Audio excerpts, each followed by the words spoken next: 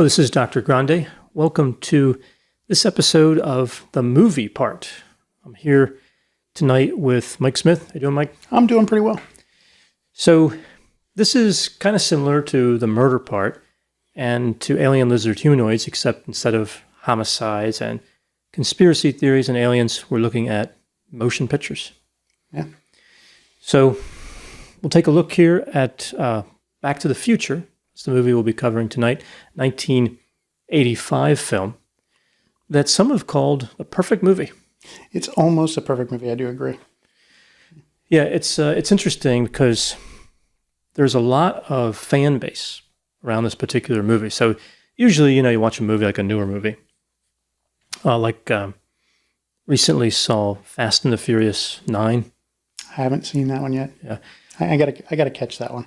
Yeah, it's in my opinion not great, but all that type of opinion won't be available for a while because it's relatively new movie. But Back to the Future came out in 1985, and there's a lot of information about it out there, how it was made, all the different stories with the actors and director, and there's a whole group of information and opinions that have been forming for, what's that been, over 30 years? Like 36 years? Is that right? Wow. And it was a smash hit when it came out. It was huge at the box office. Yeah, I saw a few things on it. So on Netflix, there's a series called The Movies That Made Us, it's like Netflix is making it for me, right? Like when I saw that, there's some movies on there I don't even like too much, like Pretty Woman and Dirty Dancing, but I still like watching the episode. Right. Because I saw the movies a few times. It's interesting to see the behind-the-scenes stuff for how they were made. The Back to the Future episode was amazing. There actually were a few things on there I didn't know when I watched it. Yeah, and I seen the Back in Time documentary on Hulu, and I thought that, okay, I'll just watch this because I really like the series, but I'm sure the Back in Time covered it, but it didn't. There were some things that were new to me in the Netflix special, which really surprised me. Because that seems to be geared, it's very compact. Yeah. It has fast-paced editing and very clever writing. And it's not a very long episode runtime either. So they pack a lot in there. Yeah.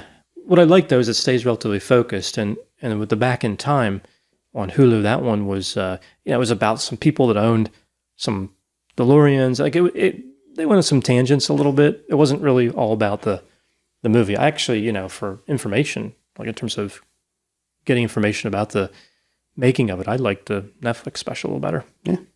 I think it was a really good, informative special. Like it really captured all of the things I really wanted to know about the making of Back to the Future.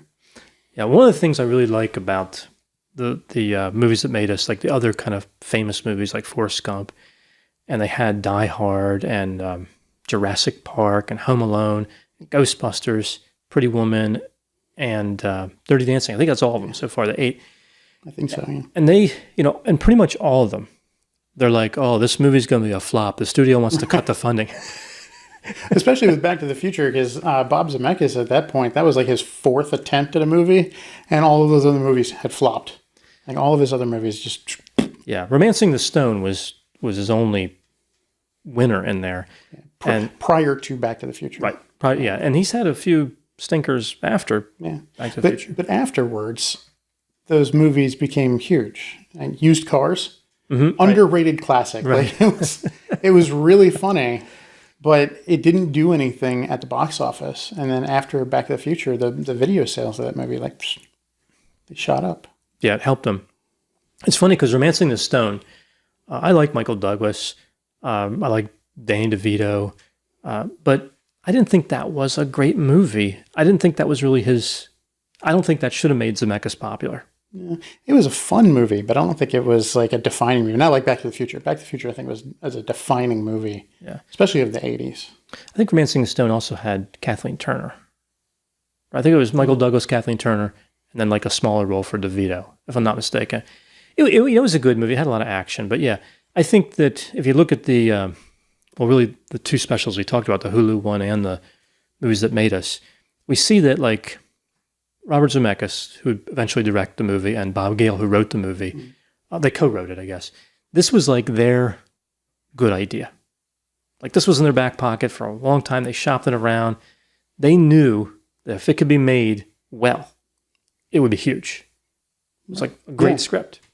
It was a great idea that they came up with immediately, and I think the big thing that was the gag they came up with. It really hits is the what if you went back in time and your mom did all the things she always told you not to do. like everybody grows up, their mom tells them not to do things, and what if you went back in time to when she was a teenager and she's doing every single one of them? And that was the big gag I think that hit in Back to the Future that really was what drove them to continue trying to shop it around and make it, because it's such a relatable thing, a relatable theme in that movie. Yeah, it's essentially based on hypocrisy, right? And I think it was Bob Gale who said he went home to visit, I guess, his family, and he found some yearbook or something, and his dad went to the same school. Yeah, and that's what gave him the idea.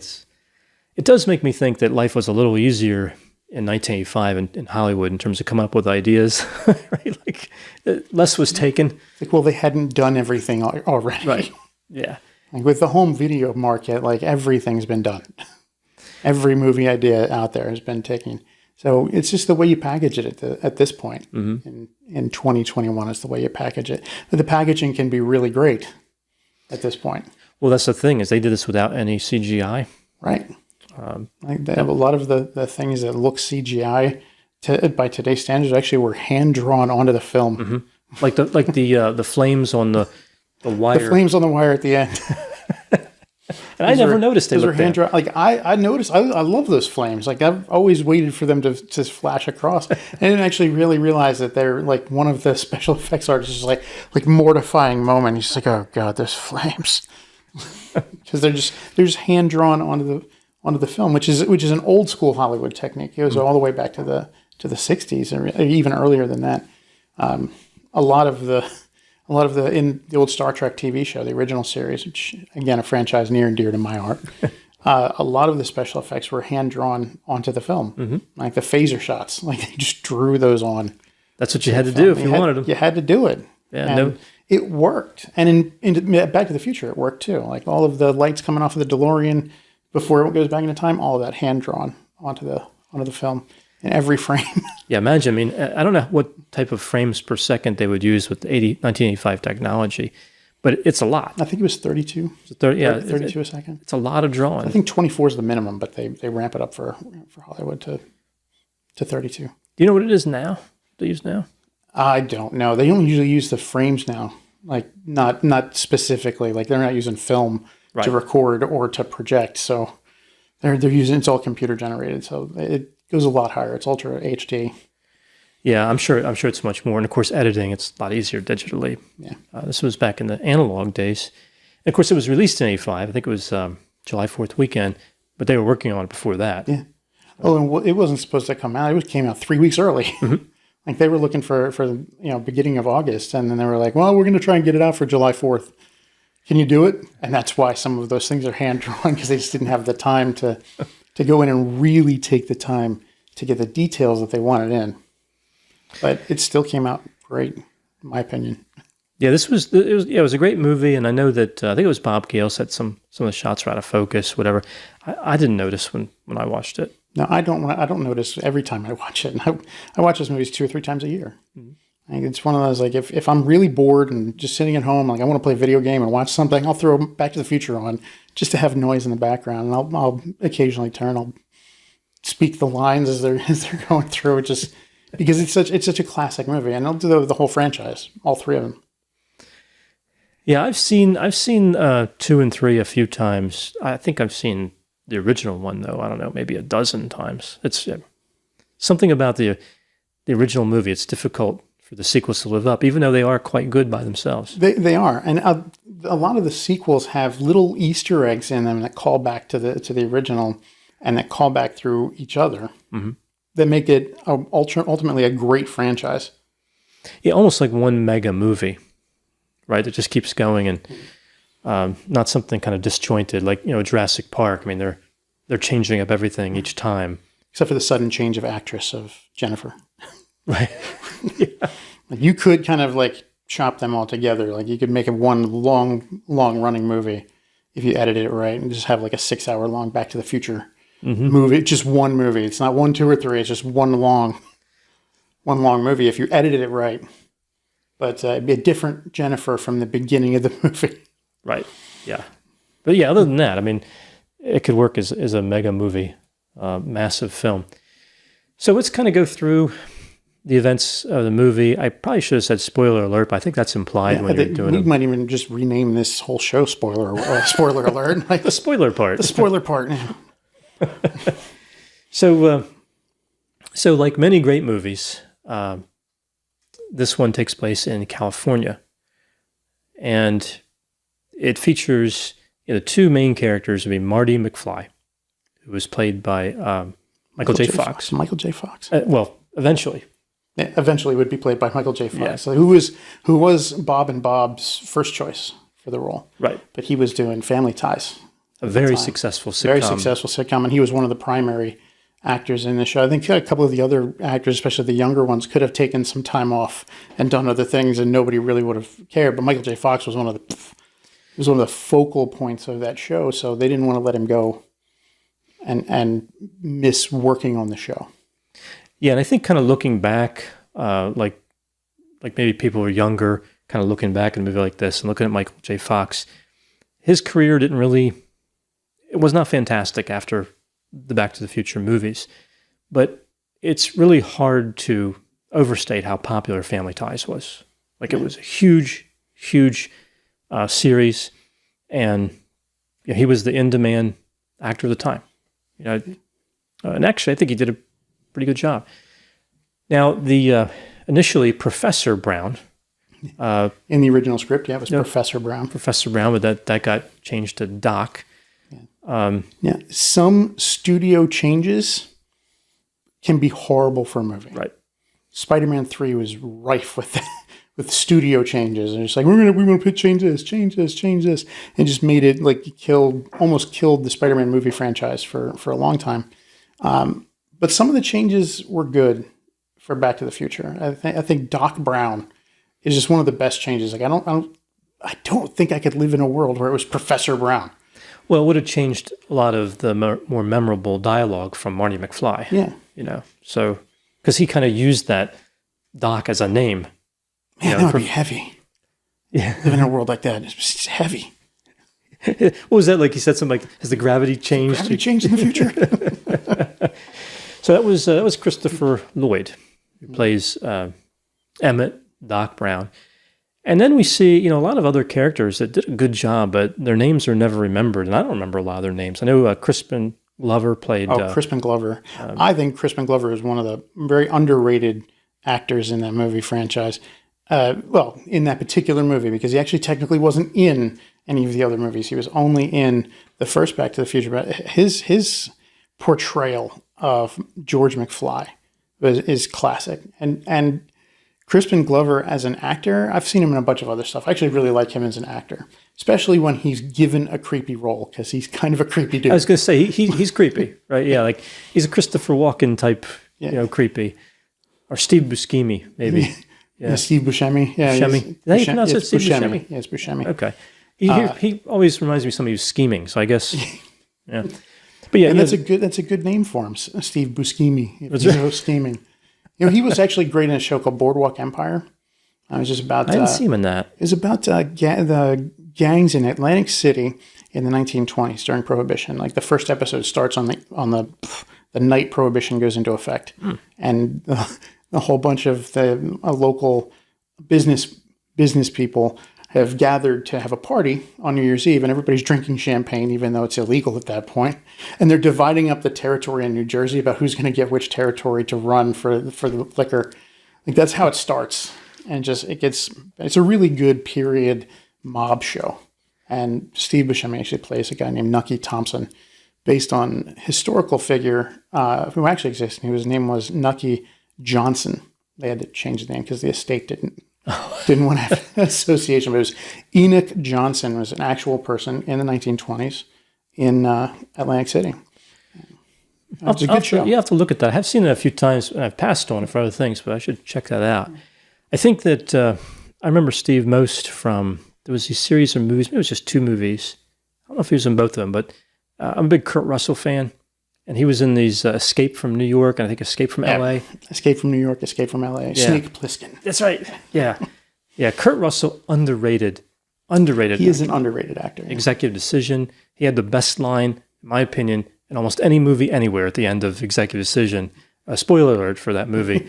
But he lands the plane, like sort of, like it was a crash landing. He's like, these things land themselves. Yeah, that was great. But yeah, so yeah, he was in that, and Steve was in another. Oh, he was in Armageddon. Yeah, Steve Buscemi. Another good movie. People hate Armageddon. There's like whole groups of people that hate that movie. I don't know why. I'll be honest, I've never actually watched it. It's pretty good. Somebody spoiled it for me. Said that Bruce Willis dies at the end, and I'm like, nope, not going to watch it. Because I'm a big Bruce Willis fan. I love Bruce. I've watched like everything he's been in. Bruce Willis, going all the way back to Hudson Hawk.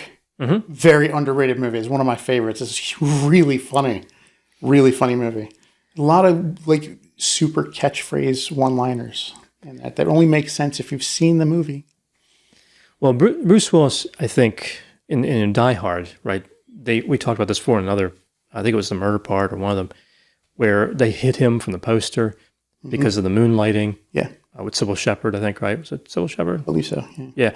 It was moonlighting. He was a big. He was the center of moonlighting, and he was a comedic actor. And everybody's thought everybody on the production crew of Die Hard was kind of like, I don't know.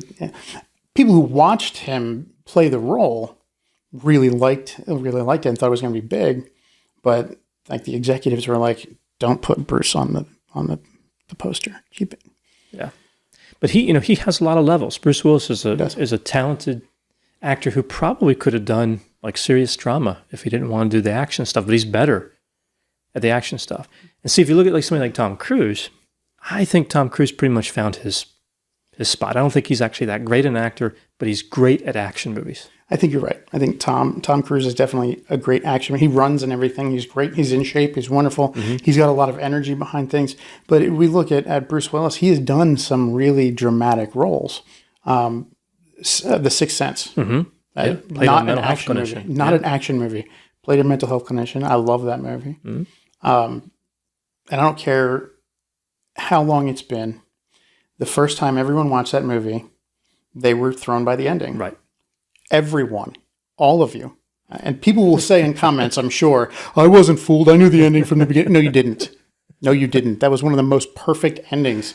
The movie was so well done. The only way you knew the ending before you watched it is if somebody spoiled it for you, and I'm sorry. Because there was nothing like watching that movie in theaters for the first time and then going, with the ring on the floor, right? The rings, yeah. Everything just mind blown. There was people who saw the whole movie and still didn't know. Right? I mean, even when they kind of disclosed it at the end, there was still people like, wait, I don't get it. He was a ghost the whole time? What? Right. It's like, this isn't like the movie Ghosts. Like this The Sixth Sense. It was a great movie. And Bruce Willis, he's great in that movie. And he's done a lot of other good. The Last Boy Scout was arguably a terrible movie. Yeah, that one wasn't but good. It was a good action flick. Trying to remember. Last Stand, I think was the name of it. Mm-hmm. Which was set in the 1920s, 1930s in the Dust Bowl. It's like a gunfighter. Yeah. Mm-hmm. He was a mobster trying to run away from the city and ends up in a small town that's like super corrupt. Yeah. And he ends up having to fight everybody and like kill everybody, but it's like he's really trying not to. Starts out really dramatic, and Christopher Walken's in that movie as well, which was great. Oh, right. Yeah, it does a very good job. Yeah. That's one of his creepiest roles, I think. And one of his best is I think Christopher Walken's great. Steve Buscemi, similar. Getting back to him, he was also in a lot of the Quentin Tarantino movies. Right. Last thing on Bruce Willis, I was going to mention The Fifth Element because I think it's one of the most underrated sci-fi movies ever. Fifth Element's one of the best movies. I would say that's up there as perfect movies, right next to Back to the Future. I really think it's a great movie. It was like the Rodney Dangerfield of movies, right? Never got any respect. But yeah, it definitely is stylized. But whether you like the style or not, the actual writing and the acting is good. It's a good movie. It's really hysterical good. At the end. That was great. Yeah. So either way, Back to the Future also well cast. Yeah. And like I said, Crispin Glover, I think he did his George McFly was amazing. I think he was really good. And Leah Thompson arguably went on to do a lot of really big things, and she played Lorraine, Marty's mom, of course. Kind of a melancholy, like when she was playing. Well, actually, I guess more in the modern, like in '85, she was kind of melancholy. Yeah. At the beginning of the movie, spoiler alert. At the beginning of the movie, she's older, 85. She's very melancholy, very down, constantly drinking. Like it's like she's alcoholic at that point. Yeah, she's. And like the first thing you see, she's carrying this sheet cake and just drops it on the table because her brother didn't make it out of jail again. Well, that's a good place to start since let's look at the movie. So that opens the movie. So what we see in the beginning of the film is Marty McFly. He wants to go on a date with Jennifer, and there's some concerns. He's kind of working through with his mom and dad and negotiating. Kind of a lot of stuff that younger people deal with. So, he has this date planned. He's gonna they're gonna go up to the lake and they're gonna spend the weekend camping. But his mom would not go for that at all. Mm-hmm. She's like, I don't like that girl. She's calling a boy. I don't like that girl. And which is where we see the groundwork for the hypocrisy. Yeah, but the car's been totaled because George let his high school bully Biff, yep, played by Thomas F. Wilson, stand-up comedian. Yeah. Prior to that. Yeah, a pretty good actor actually. He is a very good actor. I actually really like him in a lot of things, but he became the quintessential bully. He's the movie bully. Yeah. If you ever say bully in a movie context, Biff Tannen right at the top. Yeah, so he wrecks the car, and Marty's not happy because that's spoiling his romantic plans. And he's already upset a little bit because he got turned down for being able to play in his band at the high school dance. Too loud. Like, they were too loud. What's really funny is Huey Lewis is actually the guy who speaks into the bullhorn. Right. And says, you're just too darn loud. That's right. And for those of you who don't know, Huey Lewis on News was a band in the 1980s. Mm-hmm. Pretty popular. And they actually wrote the theme song that would become the theme song, The Power of Love. Yep. Yeah. That's right. Which has nothing to do with the movie whatsoever. No. And apparently that was acceptable to everybody. And I think it worked. I think it did work. And then when they got to the second one, they got Back in Time. They actually wrote a theme song. That one seems more appropriate. But yeah. So Marty's already upset because he got turned down. He's been rejected. And then the car is destroyed. He can't go. So he's a little bit. Yeah. So what you see is kind of like, you see like a lot of groundwork being put down in the beginning of the film. And if you don't know it's a time travel movie, it's like, do all these details matter? Like there's like the uncle or cousin in jail, whatever it was. Your Uncle Jailbird Joey. Yeah, things like this. You're like, well, did I need to know that? But so they keep kind of laying this down. But we see again a melancholy mom, McFly's mom, and we see a wimp, I guess, a gullible wimp, and his father. Very soft-spoken, withdrawn. Submissive, milk toast, yeah, type of person. Yeah, so it kind of, I think George McFly, his personality, I think, kind of darkens that whole kind of those opening scenes. Like that's the big problem, is he won't stand up for himself, he won't chase his dreams. It's really about him more so than Marty. In a way, Marty doesn't really change as a character too much during the film. Not really. I mean, he goes through these adventures, but the person who makes the biggest changes, I think, is George McFly. Mm-hmm. And as a result, Lorraine does as well. Like at the beginning of the movie, she's very, very disenchanted with things. She's telling the story about the first time she and George kissed, and she knew, and she says, that was when I knew I'd spend the rest of my life with him. And she gives him this sidelong look, like, I can't believe that I love this person, like that I'm still here, just because she's so like at that point, her life is just so unhappy. Well, what a delicate balance, though, right? Like in terms of the direction of those actors, you want to leave it open so when the timeline changes, that their love was real. Like, but you don't want to make her too depressed, but you have to make it, kind of a downer, yeah, to justify to see that there's a huge payoff in it at the end. Right. So I guess she really loves him and she sticks with him, but he's ultimately a disappointment as a man and a husband. Yeah, and he's drinking Miller Lite. Like that's one of the big things that Biff says. He reaches into the fridge and comes in. I have your car towed all the way here, and all you got for me is light beer. Like what's going on here? And he pops it open and drinks it anyway. So then we move to this kind of odd relationship that is it's kind of a plot hole. It's smoothed over. The relationship between Doc and Marty. Bit of an age gap. Marty doesn't seem too intelligent. It's not really clear what they are to each other. I mean, friends, but it's one of those things that they like, let's just establish this and kind of move past it so we can make the plot work. Well, Doc had a gigantic amplifier, huge speaker setup. I think like Marty was he would hang out with Doc, I think, mostly because he could play around with all this cool stuff. Yeah, that must be it, because otherwise it's a strange kind of contrived relationship. But yeah, they did put that speaker thing in, and I don't like that speaker scene. I felt like that was more of something that they recorded for the promo. Like, see the kid flying through the air, And I guess I don't like the fact that he didn't have to hit the string to blow up the speaker. It's when he plugged it in that would have done it. Right. So it's like, all right, at least get the flow of electricity correct. they messed up on the whole thing. They the difference between power and energy with the gigawatts and all as well. But it wasn't really a science friendly movie all the way around. But no time travel movie is. No. But that scene also sets up a lot of the really important details about where Doc Brown's been. Like it's the very opening sequence, which you see like the clocks, all the clocks everywhere. But also the newscaster comes on and starts talking about how there's missing plutonium. And when Marty comes in, he drops his skateboard and sends it over, and it would follow. The camera follows and pans, and the skateboard hits the plutonium case. But also makes it clear that Doc hasn't been there in a while because like his automated system has just been dropping cans of dog food into the bowl, and it hasn't been eaten. For what should be his pet chimpanzee.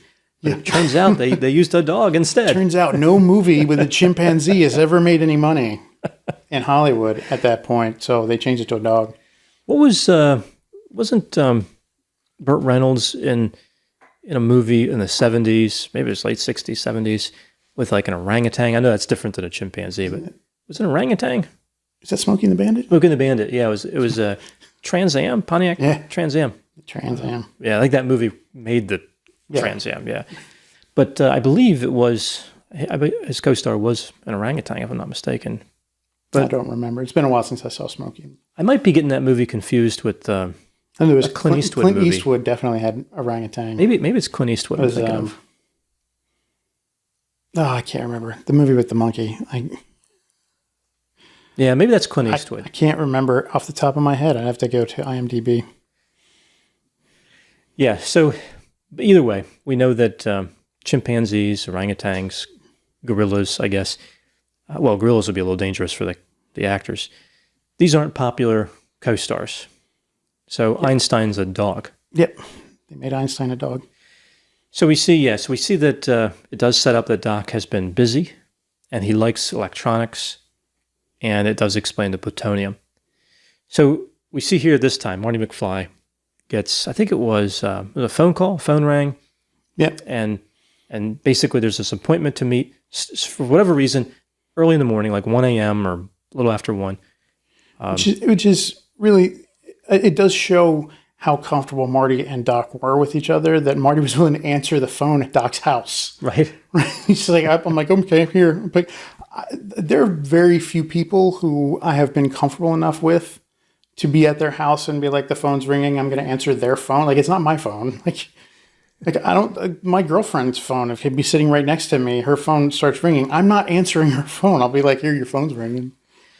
Well, in 85, I agree, but in 85, things were a little different because I think some people still viewed the phone as belonging to the residents and not a person. But Doc lived alone. Yeah. So, yeah, I mean, it would be his personal phone.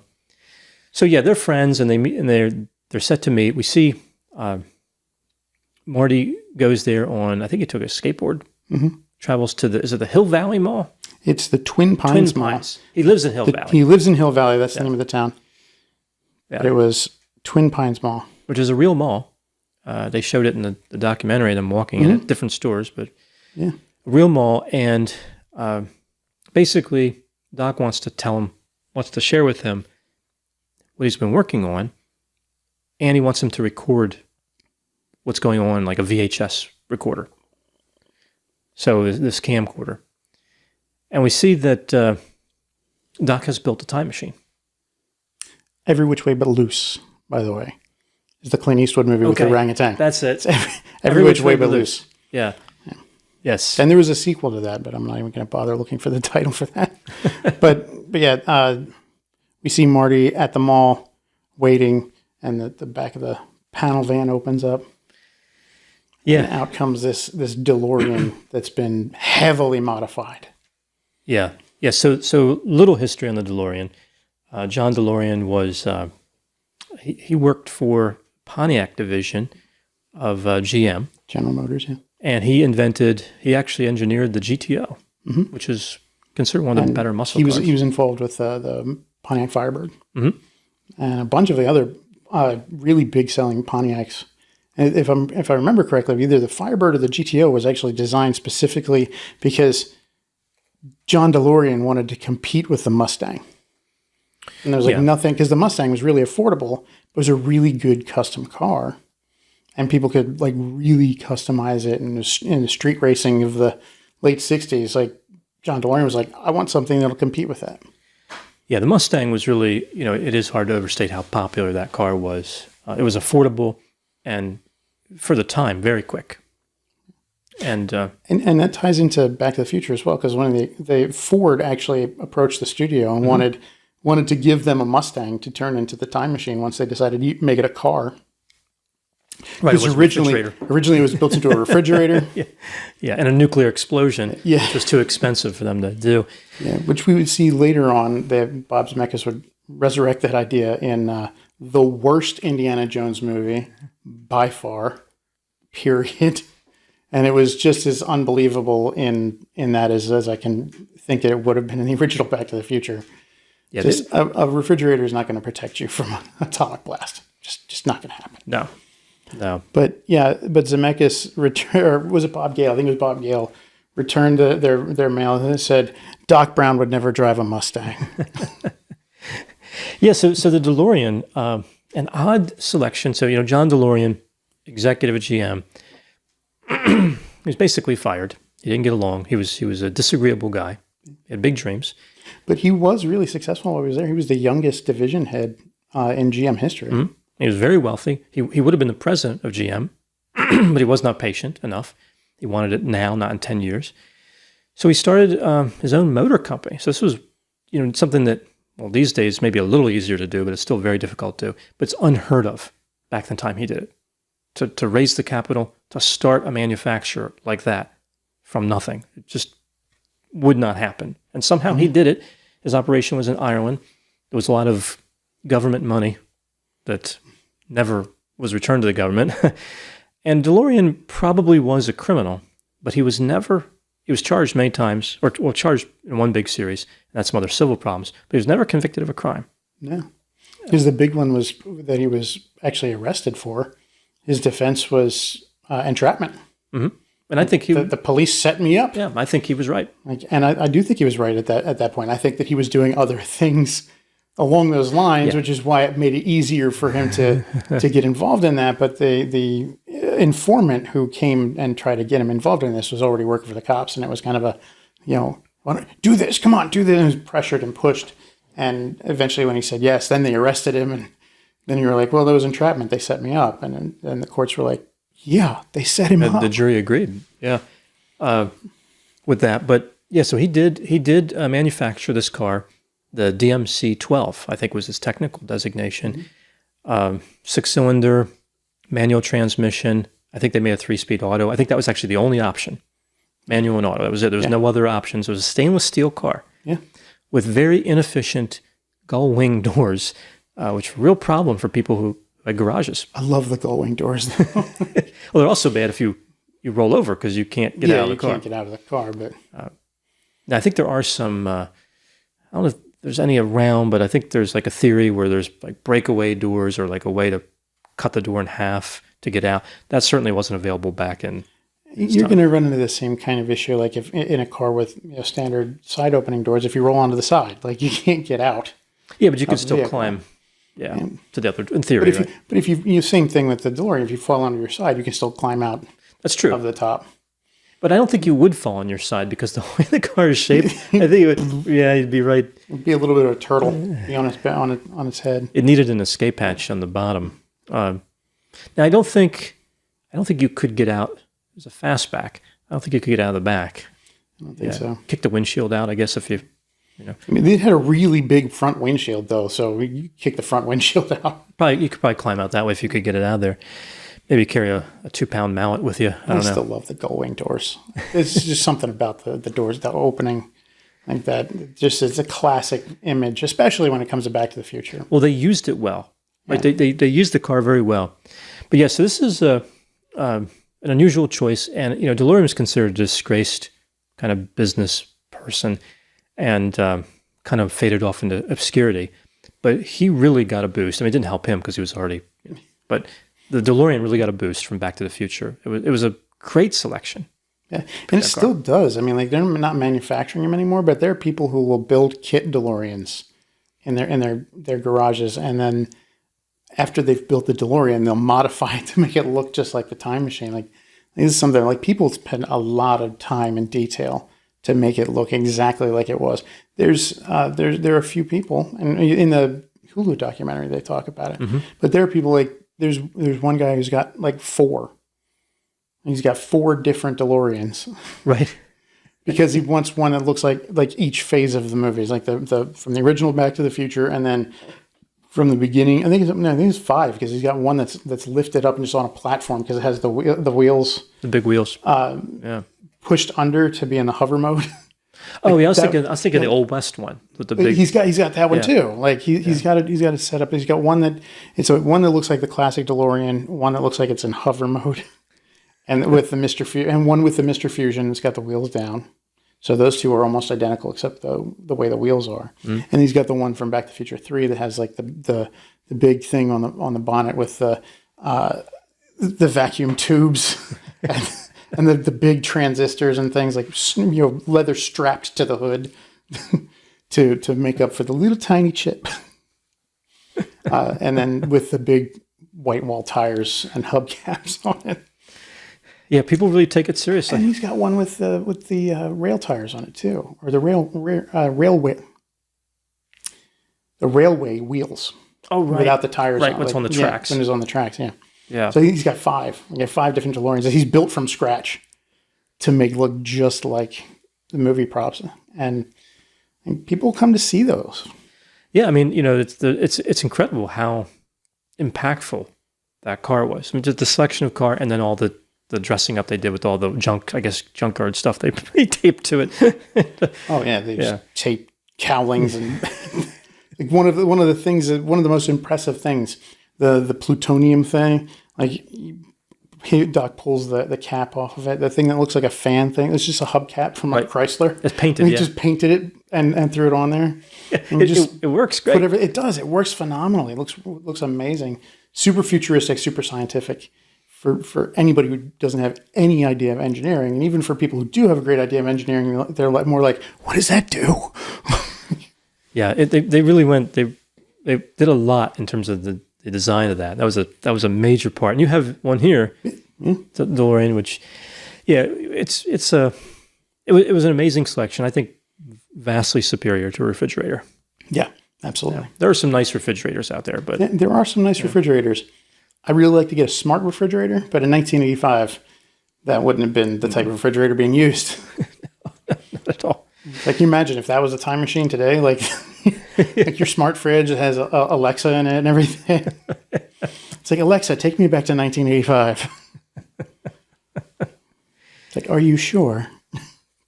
What did I just say? Well, or it might mishear you, and you might end up in 1885 or the year 85. Well, here we start.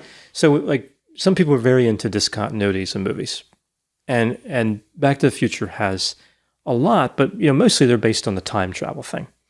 And one is, I think it was Doc said he could go back and see the birth of Jesus Christ, and he put the year 0, which of course 1 BC goes to 1 AD. There's no there's no 0. And of course the car would still be in California, not in the Middle East. So you'd have to go back a little bit further than that just to be able to drive to the Middle East. You need some time to and you'd have to bring a lot of gas with you. You're not going to find a gas station in there. It'd be easier to, ship it to the Middle East and then go back in time. Right. That would be a smarter way to do that. But Doc chose a car instead of like an airplane or a helicopter because I think that would have been more expensive for the studio. Right. Yeah. But also, if you're going to build a time machine into a car, you might as well do it with some style. Mm-hmm. And thus the DeLorean. It was a good choice. So Doc sends the dog back a minute. Right, the dog catches up. I love this story about the first screening with audience members. Right, they're worried about the dog. They send the dog through, and like Bob Zemeckis and Bob Geller, they're all sitting there like watching the audience, going like, why aren't nobody saying anything? It's just dead quiet in the theater, and then you hear somebody who's like, did they just kill the dog? Something like that. And then like a minute later, the time machine comes on and I see the dogs and everybody's like huge sigh of relief in the theater. And there's like, oh yeah, this is great. And then they were into it after that. Like every joke, every gag they laughed at. It was great. Yeah. You definitely don't want dogs dying in movies. Oh no, that's a Hollywood no. You don't let the dog die in movies. So like John Wick. John Wick. Yeah. Good example. People love dogs, especially in movies. They love dogs in movies more than they love people in movies. Interesting side note about a different movie.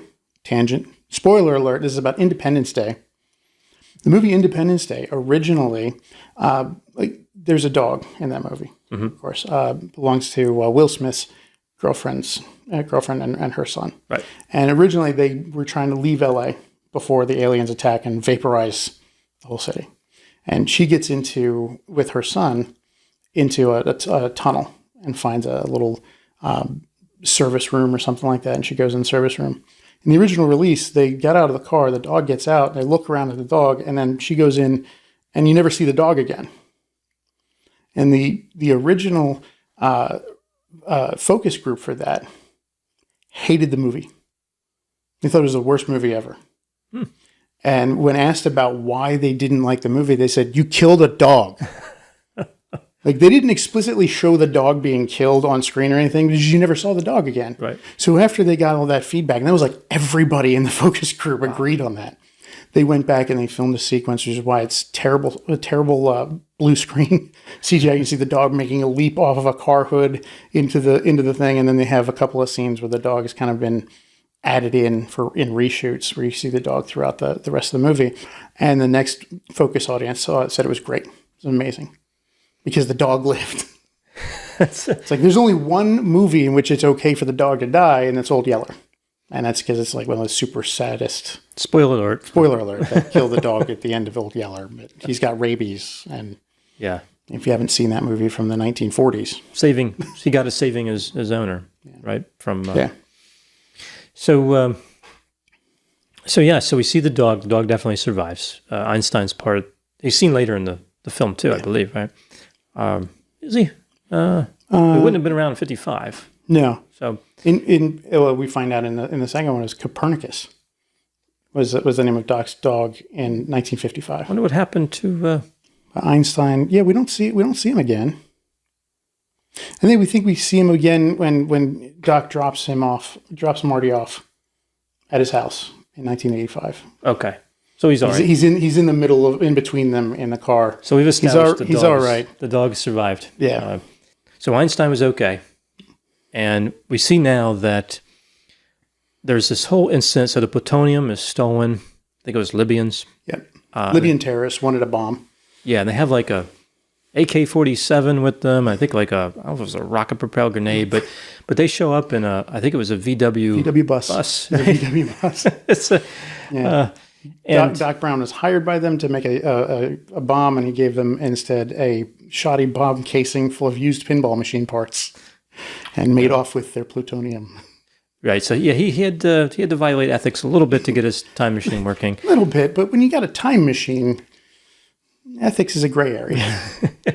So the time machine runs on plutonium. It takes like one shot of whatever container of plutonium for each journey. He calls it a pellet. A pellet. Okay, so one pellet per each journey. The flux, what they call the flux capacitor, but actually on the little diagram, flux compressor. But it's the flux capacitor is a secret technology that Doc developed.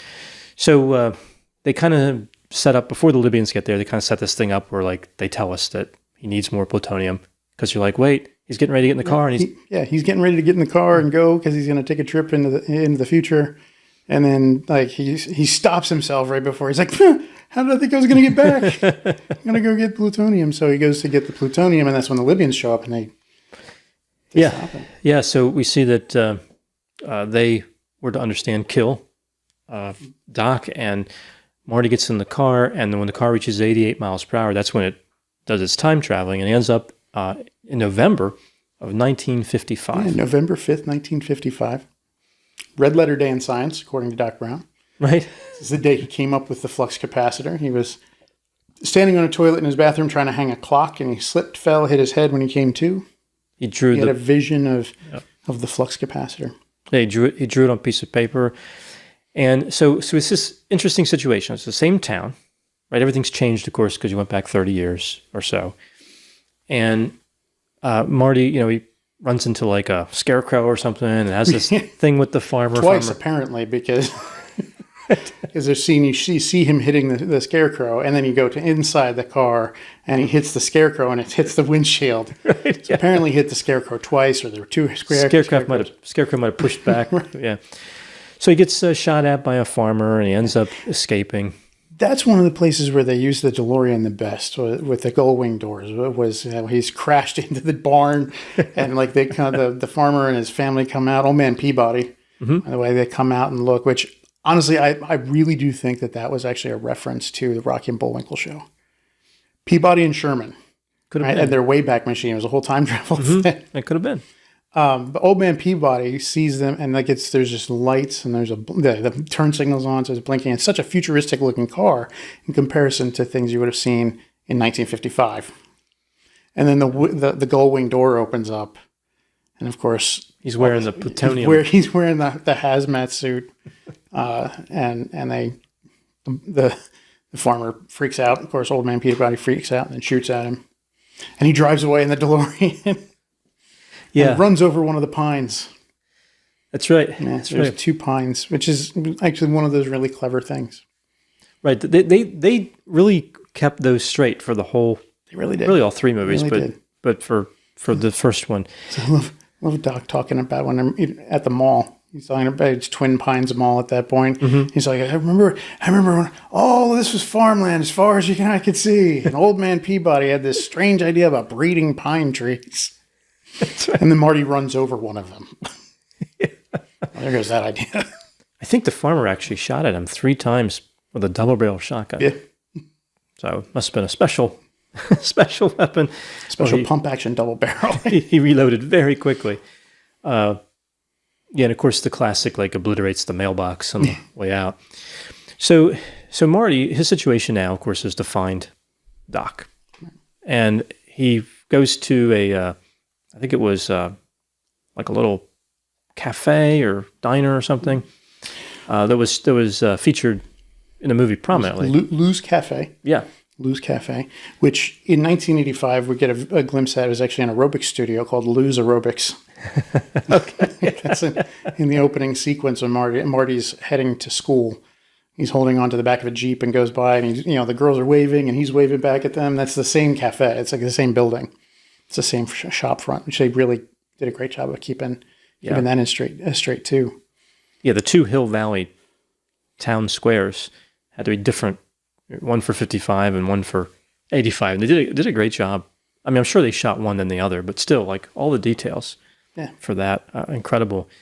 So it's interesting because when he rips out he finds Doc in the phone book, rips out the page, and I think he said something like, "You're alive," which it kind of makes sense that he would have been alive. Yeah, he would have been 30 years younger. Yeah. But remember, at that point, he just watched Doc get killed in his recollection, 20 minutes ago. Well, maybe a little bit longer than that because he did have to walk from outside of town into town. Yeah. The DeLorean had issues after crashing into a barn, mechanical issues. So because it's still a car, it had issues with the starter. He blamed it on the starter. Yeah. Interesting. DeLoreans are well known for having ignition problems. So that seemed very contrived, and later in the movie as well. But I mean, at least they picked a car that did not like to start. And given that it ran headfirst into a barn at 80 miles an hour. It survived pretty well, but it would have some mechanical issues at that point. But Doc, not the greatest mechanic when it comes to fixing the cars. Great engineer when it comes to building a time machine, but the whole, fixing the mechanic, he just didn't think about it in 1955. He was very focused. Very focused on trying to get Marty back home. So we see that Marty eventually, he takes kind of a detour before getting to Doc. So his mission is, of course, to find Doc immediately and say, hey, look, I have this car that a future version of you built and sent me back in time. But he ends up instead interfering in his parents' relationship. Right. Well, he ran into his dad at the diner. And he can't believe, this is my dad when my dad's young. I can't believe it. And so he's trying to, I don't know what he was trying to accomplish in that moment. He was just kind of freaking out because, oh my God, this is my dad. Whew, I can't believe this. Or he's trying to get, and he finds out that the big romantic thing that brought Lorraine and George together was that George had accidentally been hit by Lorraine's dad in the car. But we find out that just because George was actually peeping on her. It's up in a tree with binoculars trying to watch her change her clothes, and he falls out of the tree, and then Marty saves his life. Right. So Marty becomes the one that Lorraine, his mother, is attracted to.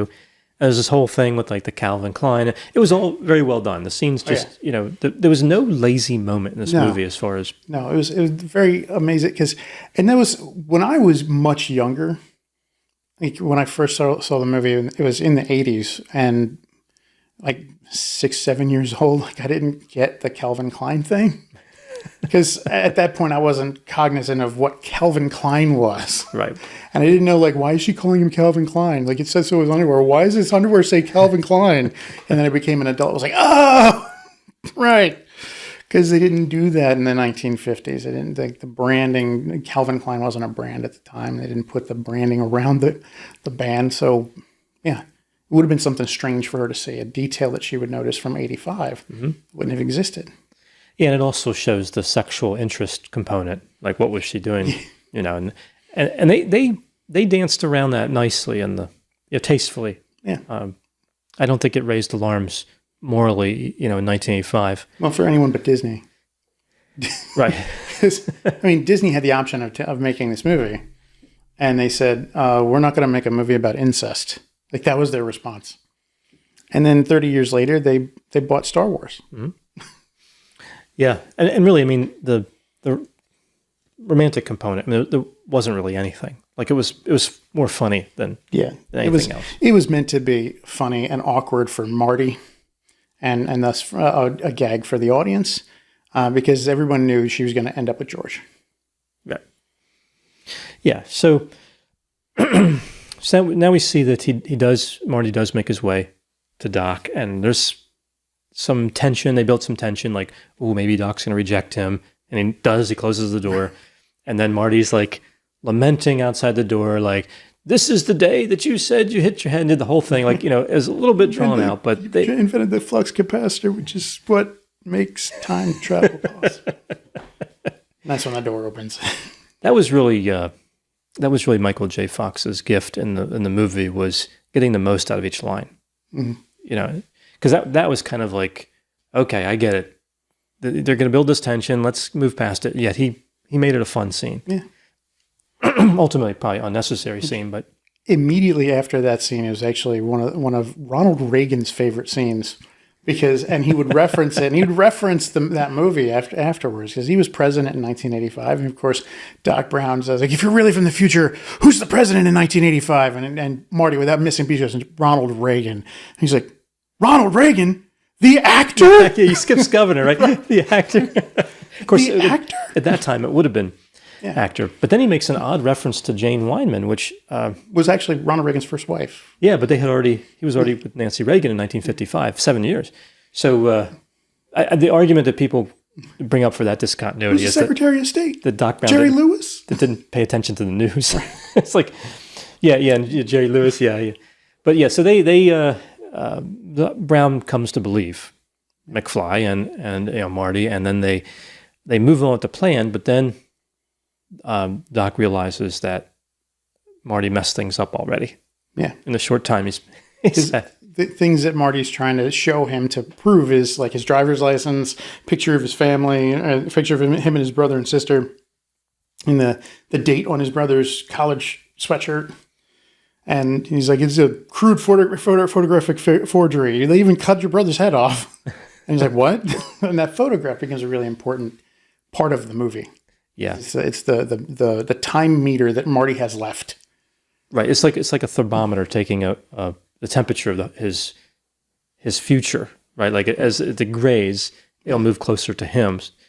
It's interesting because, of course, it wouldn't do that, right? But they needed some measurement tool, right? And that was like the distress meter. It's been argued actually by some physicists because people, especially physicists, are really big geeks. A lot of them, not everyone, but a lot of them are, and the ones who are love to do thought experiments and things like this. And one of the articles I read on it, because I love Back to the Future, the physicist actually posited that the actual act of time travel would insulate Marty from the effects of changes to the time stream until he was reintegrated back into his own time, or until that time no longer existed. Right. So like him being there, that like little things would start to fade over time until until he's gone entirely, unless he fixes things. Yeah. Yeah. So, they had to be creative and they had to have some plot devices in there that, it worked. Yeah, it did. A lot better than some other time travel movies. Yeah. Yeah. To be fair, I mean, at least they didn't gloss over the time travel. Like some time travel movies, we're not even going to explain it. It's like you just travel in time and now let's pick up like suspend disbelief. They did a DeLorean, a flux capacitor, plutonium. Like they tried. They did to make it work. They did.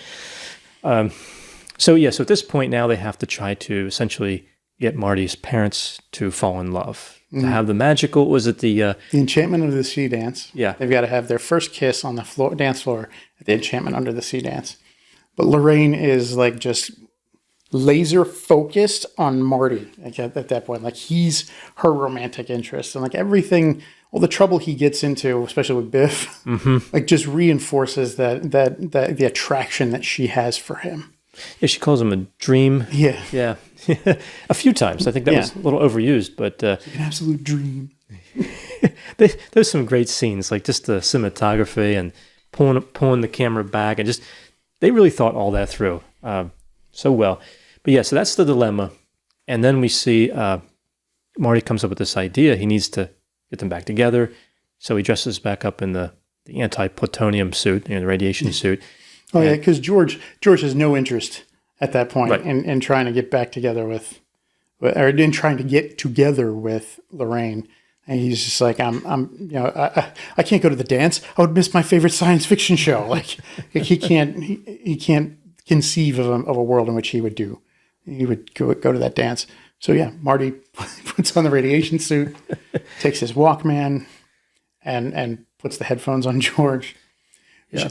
Interesting side note, the tape that is put in, a lot of people say has the words Edward Van Halen on it. And a lot of people say that, that's wrong because it's the band is Van Halen. It's not Edward Van Halen, except for the fact that what's actually on that tape is actually solo Eddie Van Halen doing licks that he did specifically for the movie. How about that? So the tape is actually Edward Van Halen. It's actually an accurate tape. He did those like all the stuff you hear played through the things. Eddie Van Halen actually did those specifically for the movie. How about that? Yeah, so that terrifies George and then convinces him to give it a shot. Yeah, Marty names himself Darth Vader from the planet Vulcan. That's right. And yeah, George is terrified by that and goes to Marty, asks him for his help. He's like, I have no idea. Yeah, I have no idea how to do this. So the essential plot device here is that Marty is going to be in the car at this dance because his mother asked him to go. Mm-hmm. Lorraine asked him to go, and he's going to kind of do what he can to not be nauseated and make kind of a little offensive move, right? Which never gets made in the movie, but that was his plan. Well, no, because she makes it against him. Right. Like, he's very, very uncomfortable during that whole thing because he's now on a date with his mother. Yeah, and he needs to do something to get slapped. And this is the big thing where she's doing all of the things that she told him never. She's smoking. She's drinking. He's reacting to. She's parking in the car. Like all of these things she would never say. She said she would never do. Yeah. That she always told him, don't do that. I never do that. I'd never park in a car with a boy and things like that. And she's always looking at him like, what? Like anybody smokes, like, which in 1955, true. Oh, everybody. Yeah. Cigarettes were ubiquitous with just being an adult. Yeah. Everybody smoked. Yeah. So that was what he was going to do. He was going to make an offensive move, get slapped, and then have his father, George, come to the rescue. And then that would bring them back together. Pretty straightforward plan. But Biff gets in. Biff does get involved. The scene where Marty's laying out this plan to George is actually really great. And the production crew had such a big problem with it because Crispin Glover just would not stay on his marks. Kept wandering off, and he's in the backyard, kept wandering off. So if you're watching the movie, you're in that scene, you see where they move from like a full body shot of him to like just under his knees up. That's because they built a planter box around him and said, stay here. So he couldn't wander off. Because his excuse was, well, George wants to go over there. Because Crispin Glover, like huge, like method actor, like he'd get into George McFly wants to go over here and do this. He wants to go do that. He's going to do over here and do this. And so the set people were like, George wants to stay in the box. They kept him from moving around too much. But yeah, Marty's with Lorraine in the car. They're parked. There's a kiss sequence, but Marty's really freaking out about it. And then Lorraine's just kind of like, I don't know why, but it's like I'm kissing my brother. Like I don't understand it. And that's when Biff shows up. Yeah. So then we see that Biff ends up throwing Marty in a trunk of these people that were like the band, right? Mm-hmm. And then gets into this predicament with George, where I think George tries to punch him and he misses, and then he grabs him, like twists his arm, and then he does a very obvious punch that Biff should have seen coming from a mile away and somehow catches him and knocks him back. Well, yeah, because George comes up to the car thinking it's Marty in the car because Biff is in the car. Mm-hmm. And so he's got his brave face. He's like, you get your damn hands off her. Because he realizes Biff at that, like halfway through the sentence. And, Biff, of course, gets out of the car and George tries to punch him. And, Biff grabs him, twisting his arm backwards, going to break it.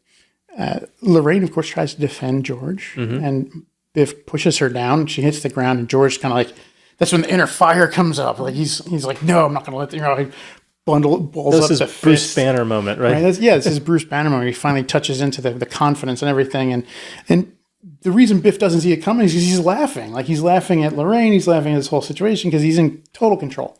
He's total power at that moment, and for the bully, that's the big moment. Mm-hmm. And then George just lays him out. Yeah, this, of course, is shocking to everybody at the school. He's a hero. Lorraine loves him. Yeah. People are like, you ever thought about running for president? Like, class president? Like, everything. Like, kind of, and all of that stuff kind of is boosting up George's ego. So then we see kind of another unusual scene. I think that was maybe a little technically unnecessary, but it was a fun scene where the band, one of the band members uses a crowbar or something and gets a screwdriver. He's trying to get that block with the screwdriver and puts the screwdriver kind of across the palm of his hand. Yeah.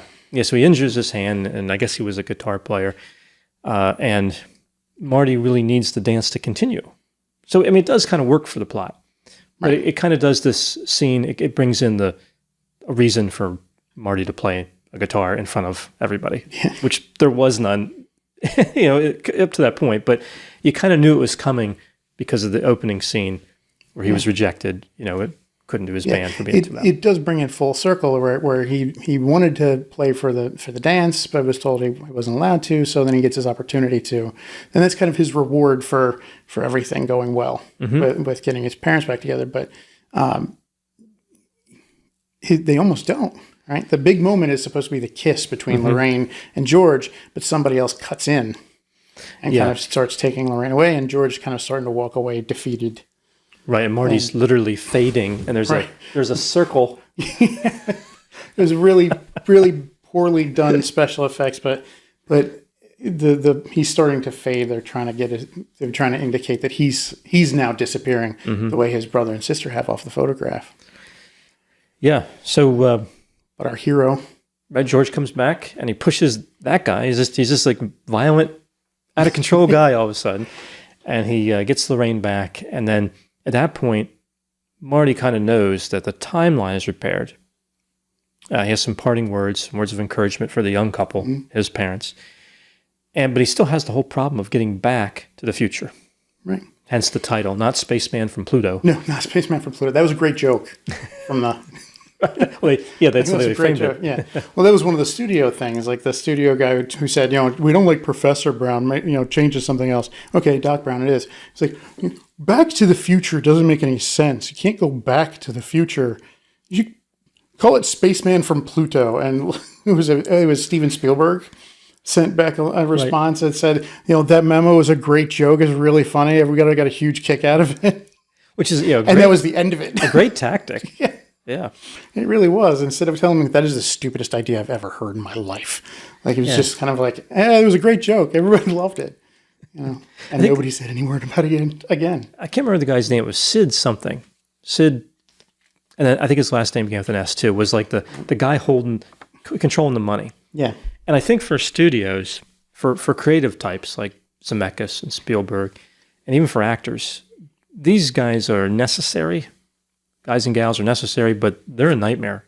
I can imagine, like, you have your creative work and some person, a bean counter is telling you, no, I want you to change the title.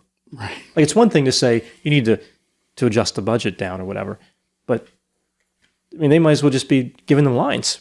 Yeah. Like, some of the stupidest lines that have come up in movies have been, we don't like that line, change it to this, and they go with it, and it's like, no, it doesn't work. I don't like that. And some of the best lines have just been the ad-lib things by the actors. Which I don't think there were in this movie. This movie seemed very dialed in. There weren't a lot of ad-lib lines. I think you're about to see some serious... Right. I think that was ad-libbed. Yeah, I think that actors should give it a try if they don't like the dialogue, like if they really have something interesting to put in. But normally, I'm more of like follow the vision of the script. I think it depends on the actor. Yeah. Like some of them, like Robin Williams was famous for all of the improv stuff. Like, he would give him a script, and to his credit, especially later on in his career, he would do the script to the letter, like as written.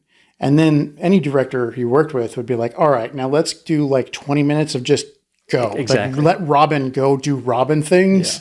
Yeah. And then like about half the time they would pick one of the things that he did over the written lines, which was great. But he still gave them the lines as written. I think that's and they important. Could choose. Yeah, I think it is important to give them the lines.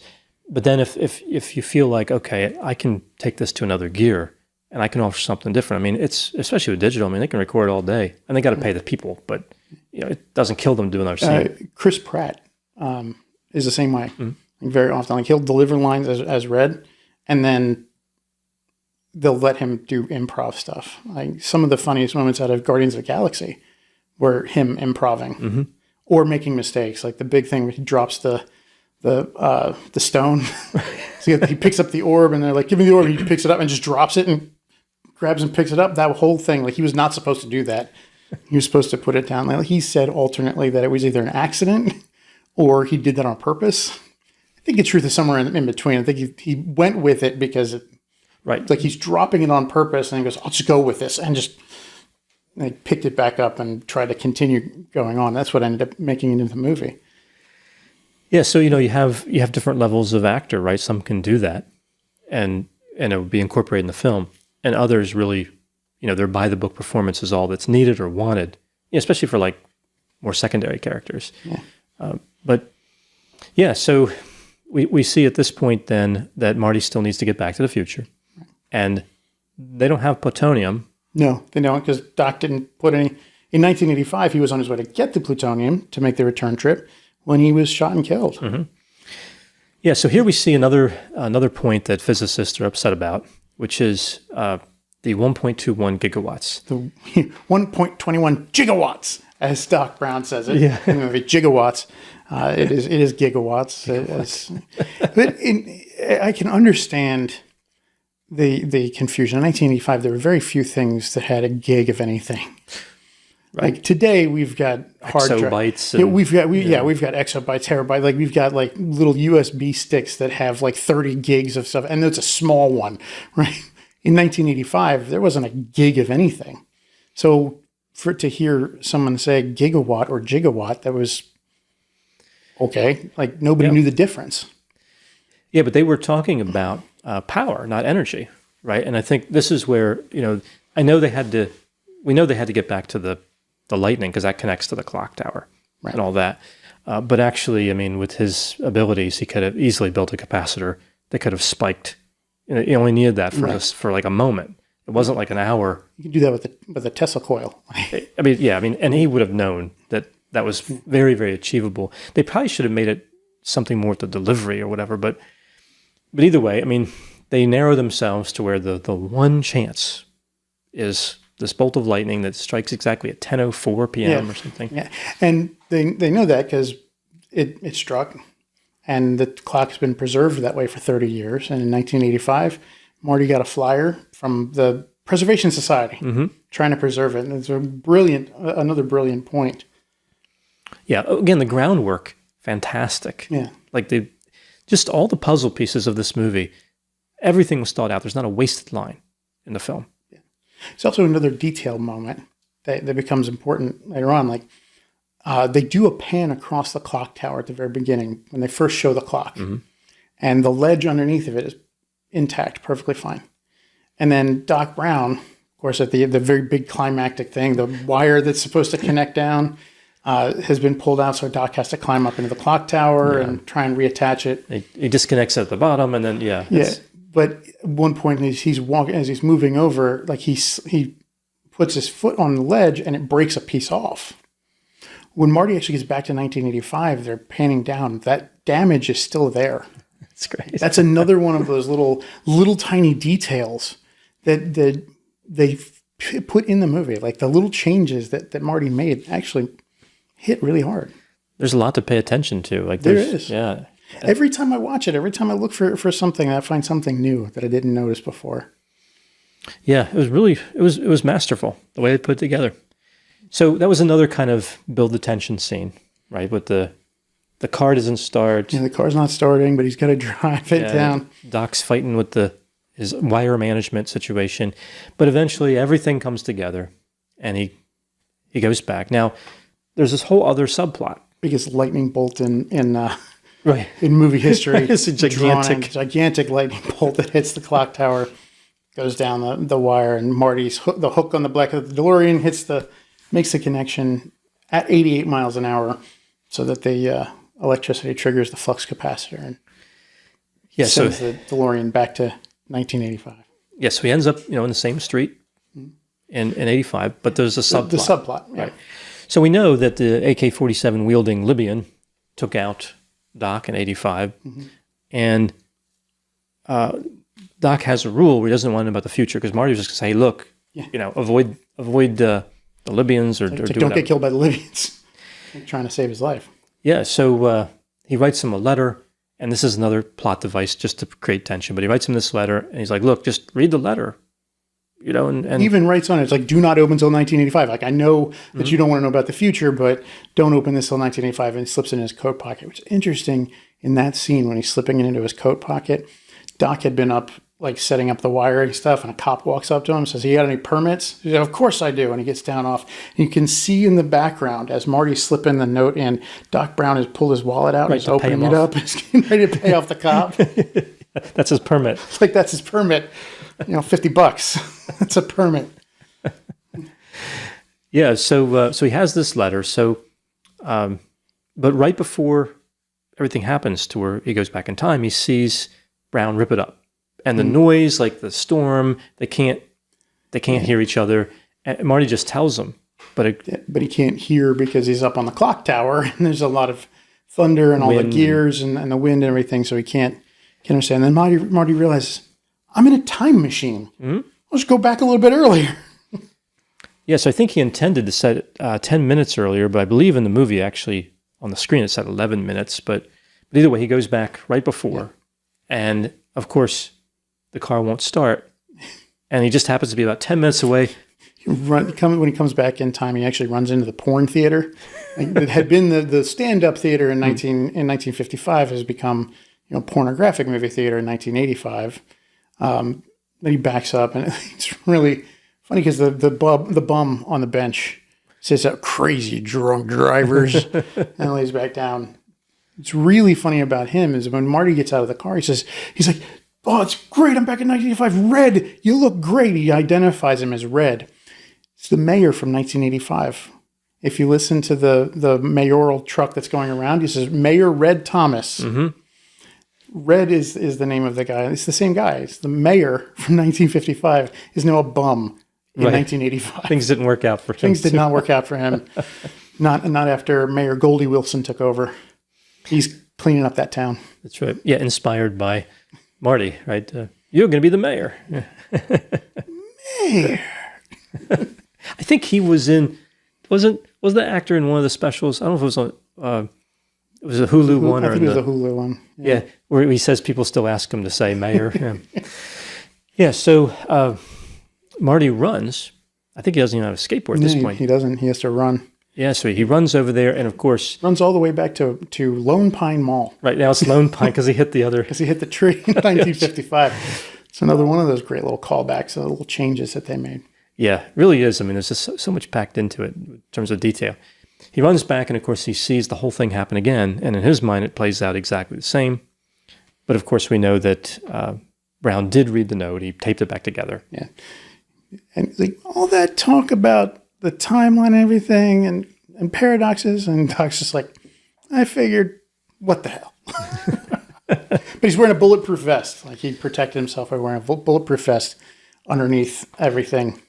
Yeah. So that he protected himself from the Libyans. Which is interesting because a few things struck me about that. AK-47 uses 7.62 by 39 millimeter.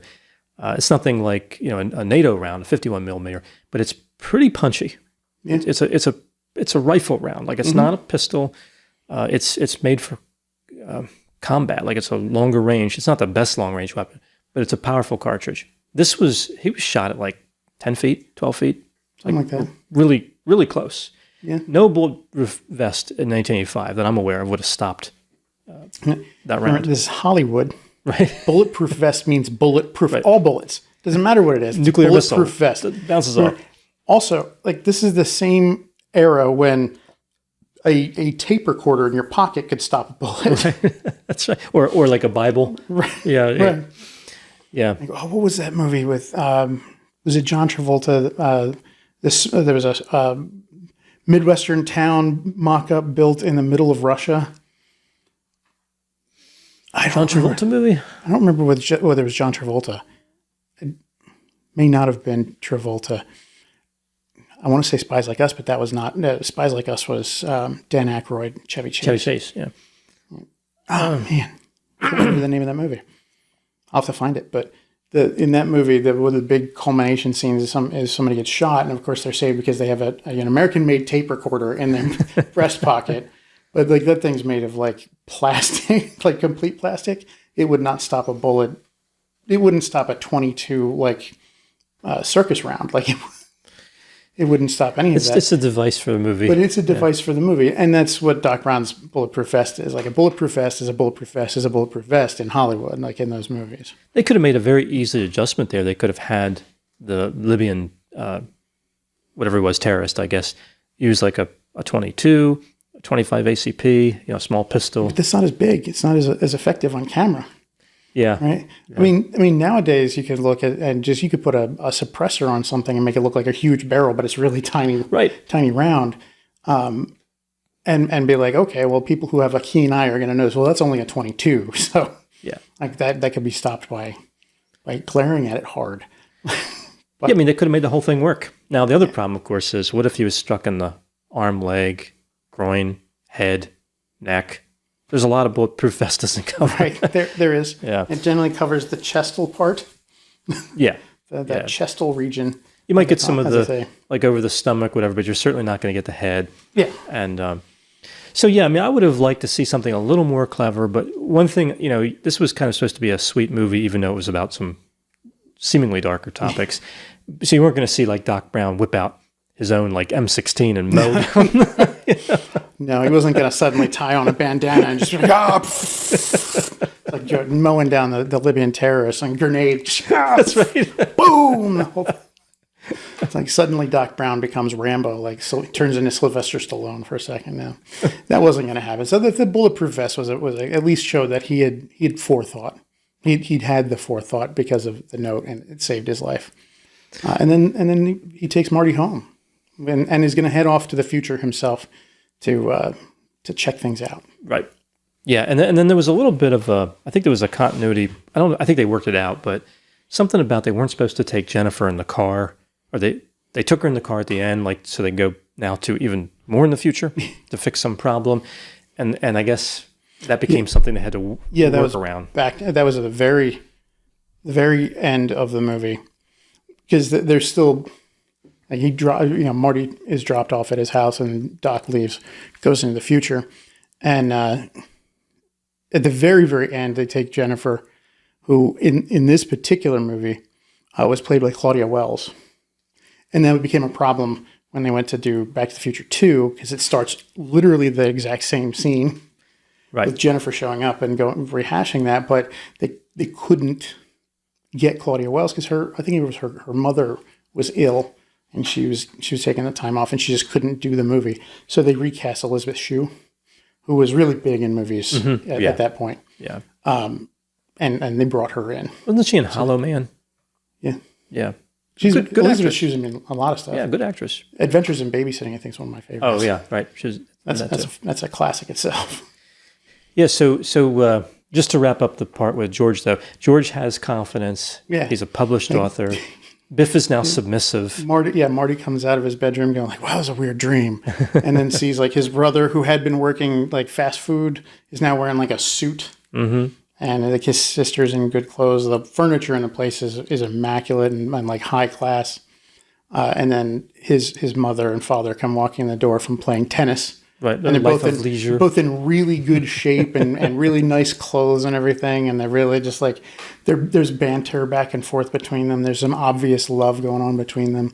And Marty's just like freaking out mm-hmm. and finds out that, Biff is really submissive, and George shows that he's got this confidence. And yeah, he's a published author. Mm-hmm. Match Made in Space, I think was the name of his first novel.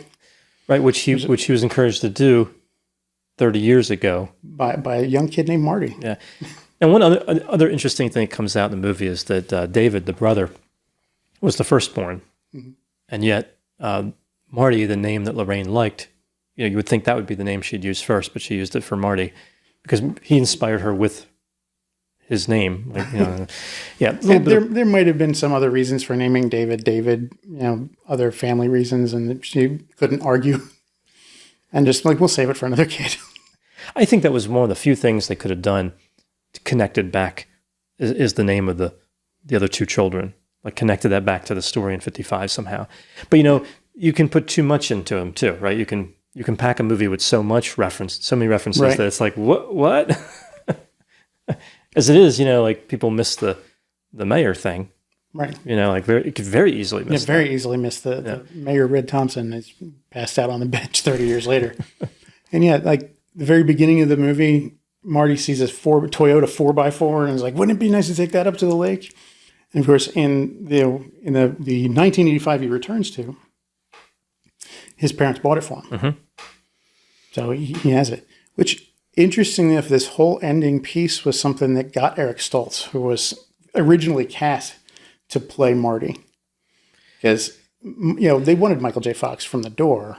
Right. But they couldn't get him because, as I think we said earlier, that he was hung up doing Family Ties. So they cast Eric Stoltz until he just got too awful with everything. Very, very hard to deal with. But during one of the table reads, they got to the ending part and he started crying. Like, he started getting really down because like Marty's returned to this world where everybody has all these memories and he doesn't remember. This is a terrible movie. It's a tragedy.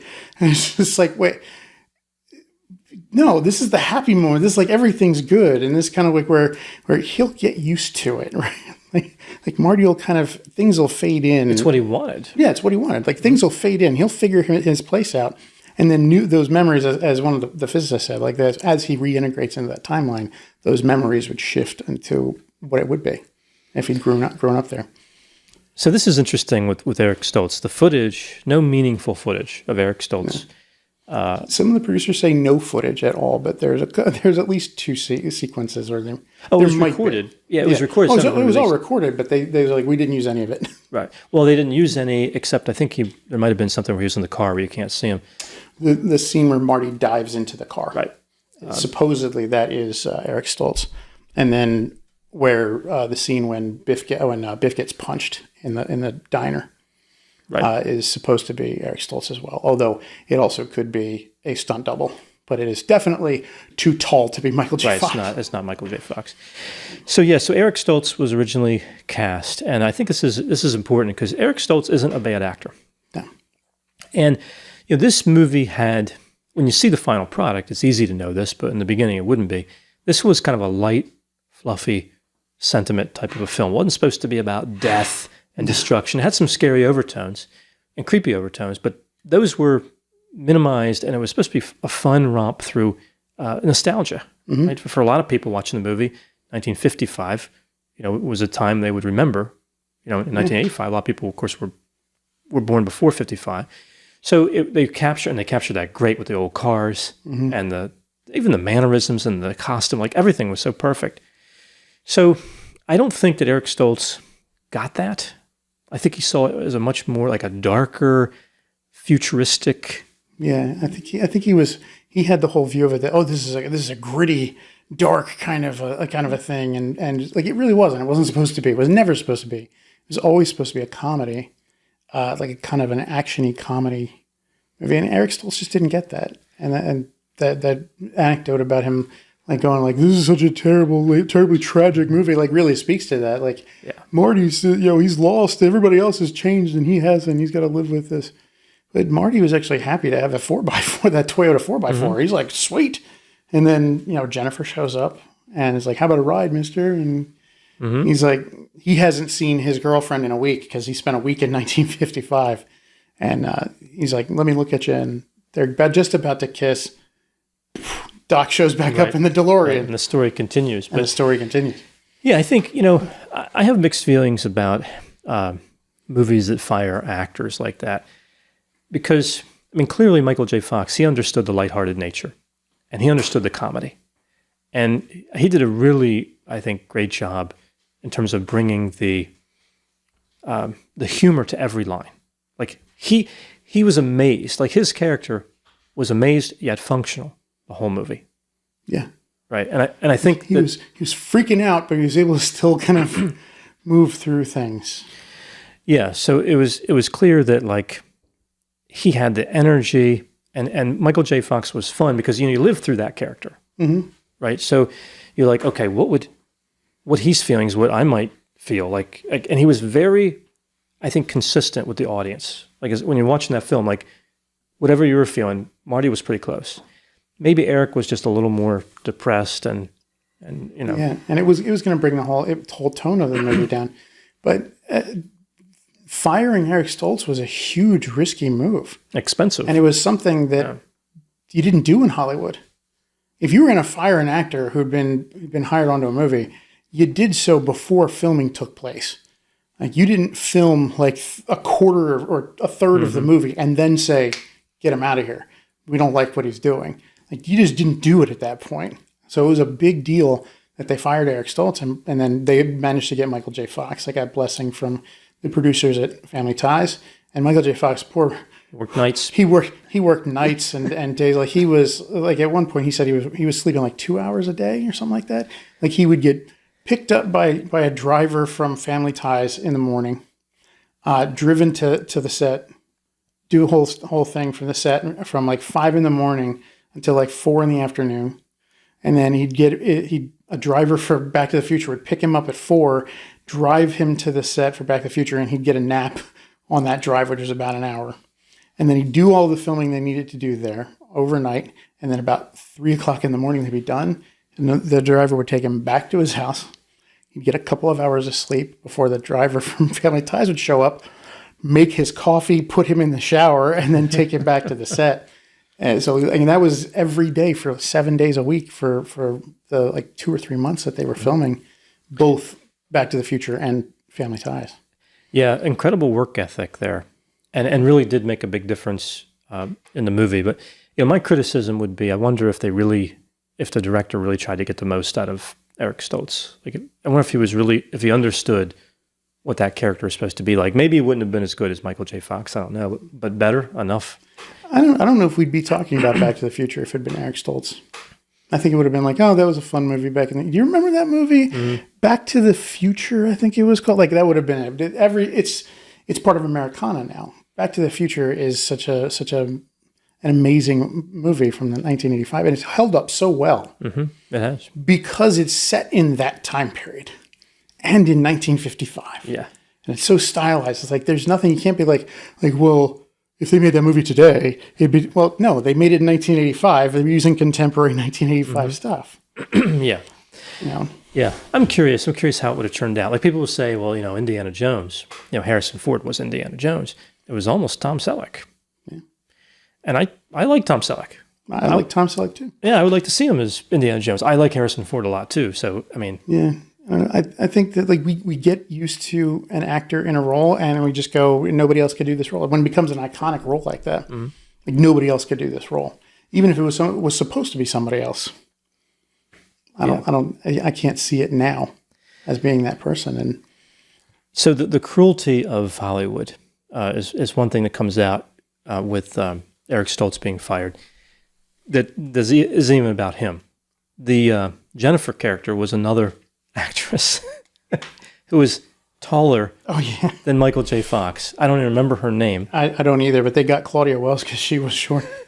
How about that? Like, how about that for like just how capricious anything in Hollywood is? So you've been cast, you go home, tell your family, I'm like the love interest of the protagonist in this, Bob Zemeckis, Robert Zemeckis movie, and it's a big budget. I think it was was it 55 million? What was the budget for Back to the Future? Like 19 million, something like that. Oh, 19 million. Okay. Yeah, it was like 19 million. Oh, I'm thinking Forrest Gump. Right. I watched the Forrest Gump one not long after the one on Back to the Future. It's 55 million for Forrest Gump. Yeah, so you figure, $19 million for 85 though, pretty incredible. And you're let go because you're too tall. Right. What? Which would not even be a thing these days. But in 85, they were sensitive to that, I guess. Going back, by the way, I just found it. The Experts, 1989, John Travolta. It was John Travolta. I was correct about that. It was a 1989 movie called The Experts with two Americans who were hired by a Russian the Russian spy agency without knowing it. They don't know they've been hired by the Russians, and they're transported to a Midwest town that's actually just a front in the middle of Russia. It's supposed to, and they're hired basically because the Russians want to test whether the spies they've been putting through training in this town are good enough to pass American inspection. Oh, okay, clever plot. It's actually a really interesting. It's a fun movie. It wasn't a stellar, spectacular movie. It had a budget of like $3 million. Didn't do great at the box office either. But it was an okay movie. I liked it. I thought it was pretty good.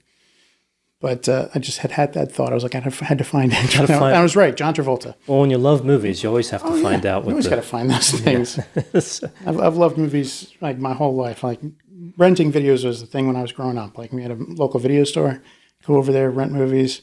One of my first, long-term jobs was at a movie theater. Mm. And then I worked for a video rental chain that has since ceased to exist, except for, I think, one store. Blockbuster. Yes. Yeah. Exactly. Blockbuster. That's a great documentary. It was a long... The special. The last Blockbuster. Yeah. Really great. Like, surprisingly good. Yeah, I worked for them for 5 years before they started taking a nosedive because Netflix. Right. Yeah. Well, they were part of kind of like cinema history. What Blockbuster did, and that experience of just renting a movie, no matter where you rented it from, and the Be Kind, Rewind, and all Make it a Blockbuster night. Right. Yeah. I mean, it was back in the 90s. The commercials for Blockbuster were always entertaining. Remember the gerbil and the guinea pig commercials? Those were classic. Yeah, I mean, they kind of snuck into the movie industry in a way that, at the time, not many people were happy about, right? They kind of figured out a loophole for that whole system, but that became dominant for many years, that rental method. Now, of course, it's, things digital. And that's an entire industry that grew up and died in my lifetime. That's right. Yeah, streaming just erased pretty much that entire... The one store, I believe, is still around. Yeah. The area that it has doesn't have very good internet connectivity, so it still has, people still want to rent the movies because they need to. Yeah. Well, I think it was that maybe the nostalgia is important too. Nostalgia is a big, important thing when it comes to that one, but when you love movies, and movies have just been part of my life for a long time, like my dad's still amazed. If I can walk in a room, I see like 3 or 4 seconds of a movie and be like, oh, it's this movie, and walk away. And like, I'll name the thing. Like, and I've done that with the opening, like just the opening sounds. Like, and there's some movies like the production companies and the distribution companies, they all put their mark at the very beginning of the movie. They put their watermark on a movie, but they're not like, they switch up, they change. Like, not all movies made by Miramax are put out by Buena Vista. Like, some of them are put out by other companies. Right. So when you see those watermarks in a specific order, and they only go for like 5 or 6 seconds, you see them in a specific order, you're like, okay, it's this movie. And like, my dad's always amazed when I be sitting there, just kind of look up at the TV and go, oh, we're watching this. And he's like, nah, it can't be. And then the title screen comes up and he's like, how did you know that? Because I've watched them all. It's like the old TV show Name That Tune, right? Yeah. There were people in there like 3 notes, and they three notes. I can't name that tune. Really? I can't name that tune if you give me the chorus. If you give me the whole song, I couldn't. Yeah. Like in some songs, like the title is completely different from anything you find in the song. So. Yeah. Well, movies are a huge segment of Americana, and really, I think world culture, right? I mean, cultures all around the world. Movies are important. Absolutely. It's interesting because there's a game. I don't know if you're in the video game. Well, I think you said you are, right? I love video games. There's a game called, I don't know which version. I think it's like Civilization 6, but there's a lot of Civilization things. And they have these wonders of the world, like that are a key part. It's like a turn-based strategy. And I think the one in one of them, might be 6, for the United States, is like Hollywood or something. And I thought that was such a clever... It is a clever thing. Like movies... Theater and pretend stuff has been with us since ancient Greece. Like we've had those kinds of things, performances of fiction going on for most of human history, and it's just the newest version of that, and it's become part of America, part of our history since motion pictures became a thing. Yeah, and they're highly influential, and there's a huge difference between a regular movie and a movie like Back to the Future that's amazingly successful. Yeah. Like, they become really these cornerstones in the culture. They become part of the zeitgeist. Yeah. And I mean, a movie that's not famous, not terrific, is still can be a good movie. But these standouts, or these unusual films that just near perfection, just. Like I mentioned, Hudson Hawk, one of my favorite movies, is not anywhere near a standout movie. Like, there are people who are going to watch this and be like, Hudson Hawk? What? There are going to be others who have been like, I've seen that movie. It was terrible. Like, but I love it. It's a personal favorite of mine. But it's not one of those Americana movies. But there are franchises that just become a ubiquitous part of America. Back to the Future, Star Wars, the Star Trek franchise. That's TV and movies. At this point, we can say, we mentioned it before, Fast and the Furious. Like that franchise has become part of Americana, especially 20th century Americana, or 21st century Americana. But I think that it took 9 movies, to get the same type of longevity out of it that Back to the Future got out of 1. And yeah, they made 2 others, but the first one became so popular that there was a demand for 2 more. And yeah, and they were both good. I think the Fast and the Furious franchise, the first one was good, and then they figured they could make a little bit of money by doing a second one, and the rest of the franchise kind of fell into place a little bit at a time. And it wasn't until like the 5th movie that there was actually kind of coherency brought into it. And then they started going like, this is going to be big. Yeah, it did. Yeah, it did take the nine movies to make it part of the culture, but it is. Yeah, and somehow they went from like street racers to spies or something. But you know, spy vigilantes. Like we always need a fast car to right. Like it's like they went from thieving street racers, because they were thieves, stealing from trucks. Like they were thieving street racers, to like international, spy vigilante group. And I don't know where it came in. Yeah. They're hugely entertaining. The stunts they do are amazing. They just keep ramping up every iteration, and like they're entertaining to watch. But I don't find the same meaningful stuff in it that I find in Back to the Future, or Star Wars, or any of those, because they're not about story. They're about the special effects. They're about the fast cars. They're about the action adventure stuff. Sound bites. The sound bites.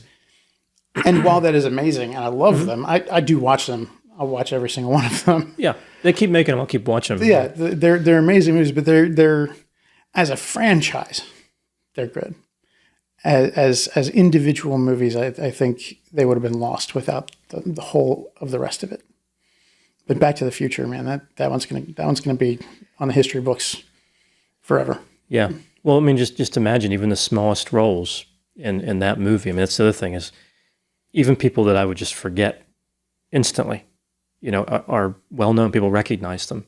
Kind of like the guy from, what was that movie, Princess Bride? The guy who, with the poison. Yeah. I don't remember the actor's name. But I can't remember his catchphrase, but it was... Inconceivable. Yes. Inconceivable. Right. That's another one of my favorites, by the way. Like, Princess Bride is timeless, is classic. I love that movie.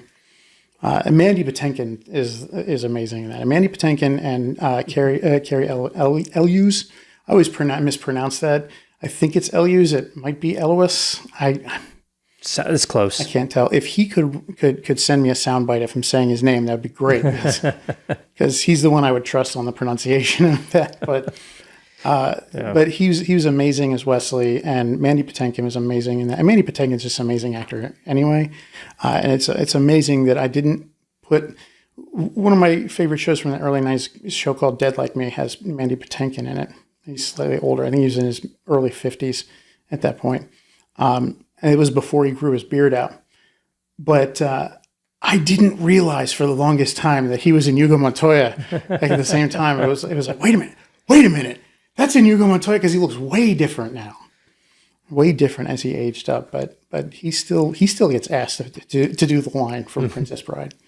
Right, you killed my father. You killed my father. Yeah. Hello, my name is Hugo Montoya. You killed my father. Prepare to die.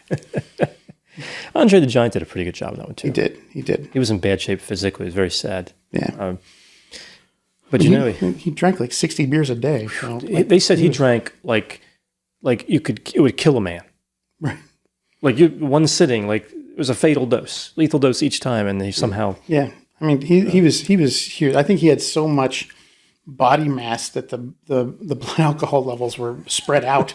There's so much blood to the alcohol that it would kill you. Probably would kill me, but he was bigger than even I am, and I'm a pretty big guy, but he was way bigger. And I love some of the most endearing things about him was, like, he always had a problem with some pronunciations and things, and he never wanted to get anybody's name wrong, so he would just call everybody boss.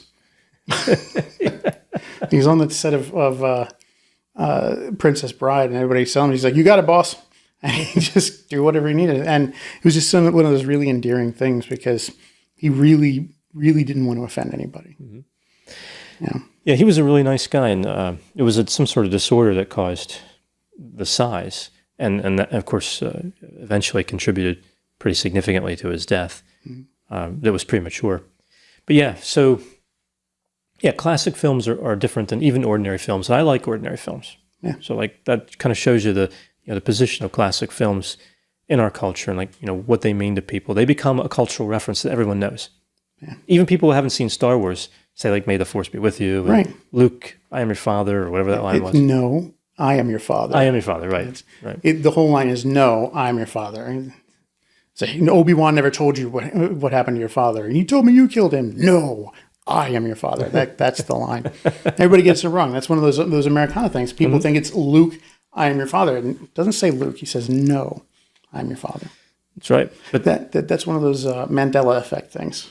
Right, yeah. Everybody swears it's Luke, but it was always no. The same thing happened in Casablanca with the "Play It Again, Sam." Right? There was It's not "Played Again, Sam." It's just "Play It Again." Right.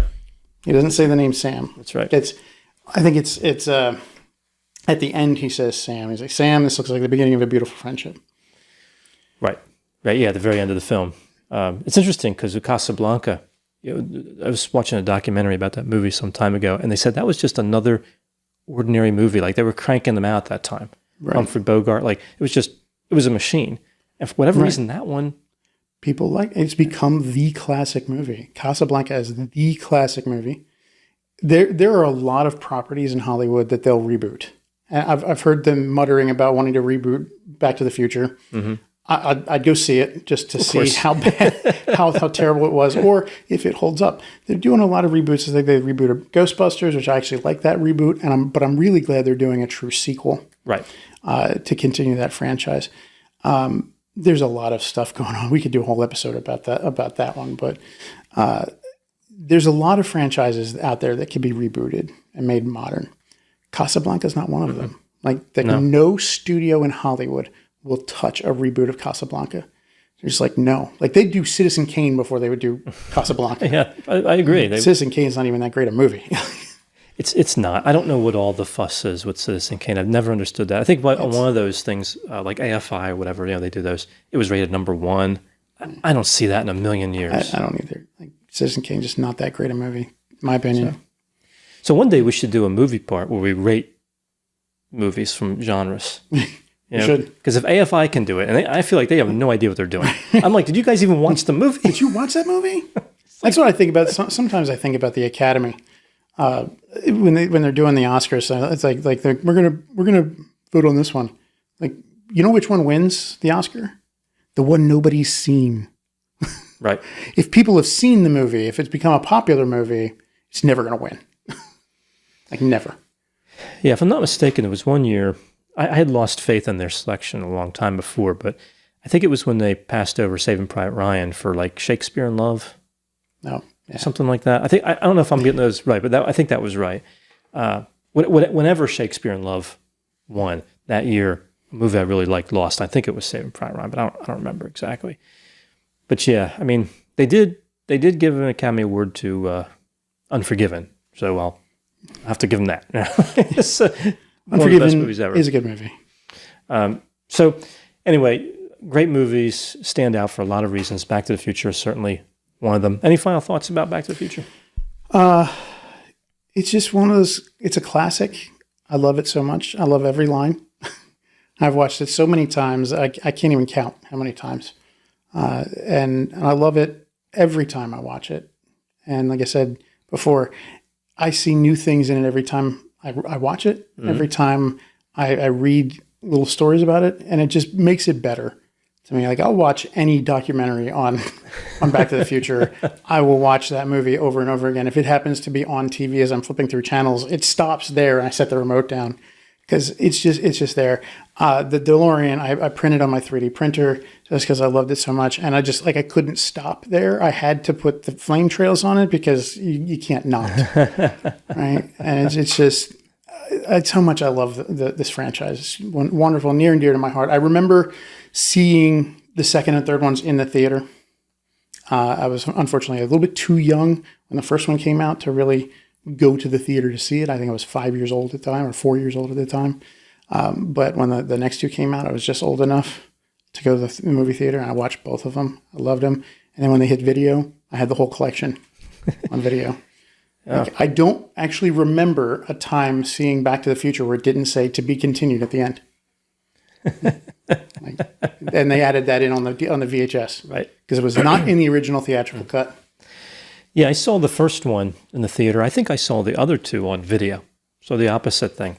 But yeah, I mean, in 1985, going to the theater and Back to the Future, I mean, it was like going to see Jurassic Park the first time or something. Like it was you knew you were seeing something different. Oh yeah, you know, it was tremendous.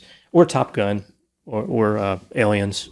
You know, I actually saw Aliens on TV first. I didn't see that in the movie theater. I saw that on video as well. Yeah. Aliens is my number one favorite movie of all time. RoboCop. Saw that on video first. This is why my mother to this day says the movie ratings don't do crap for anything, because you can't stop your kids from going to see. I think I was like 6 years old when that movie came out on video, and she told me you're not allowed to see that movie because it was really gory. Like really bloody nasty. Yeah. And I just went across the street to a neighbor's house and watched it with their kid who was like the same age as me.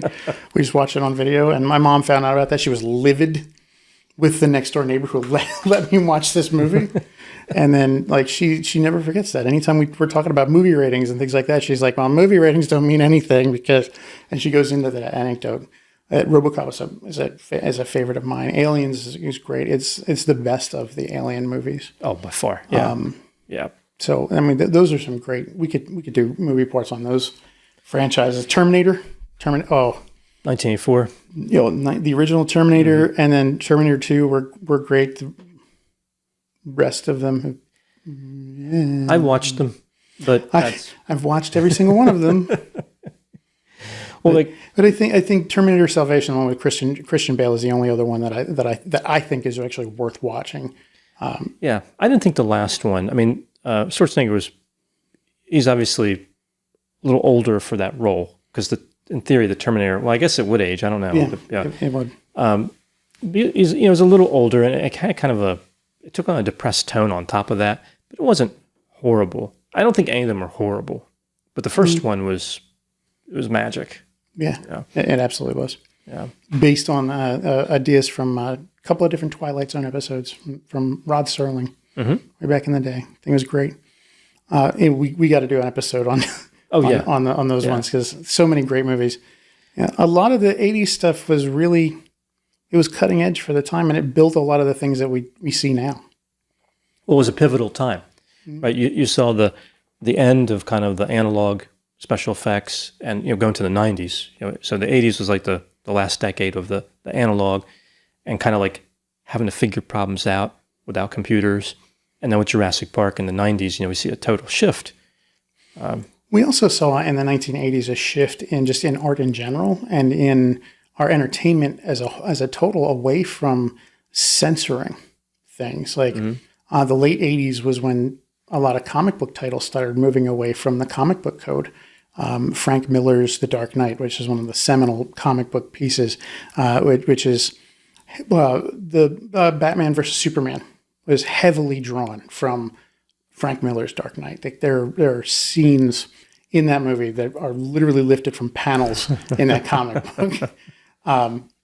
That's one of the reasons that I really like it. A lot of people are like, I don't like that because Batman's stupid. Like, Ben Affleck, Batfleck's terrible. Like, no, look at the source material. And if you don't like that source material, you're not going to like that movie. But if you like the source material, but it was darker, grittier, nastier.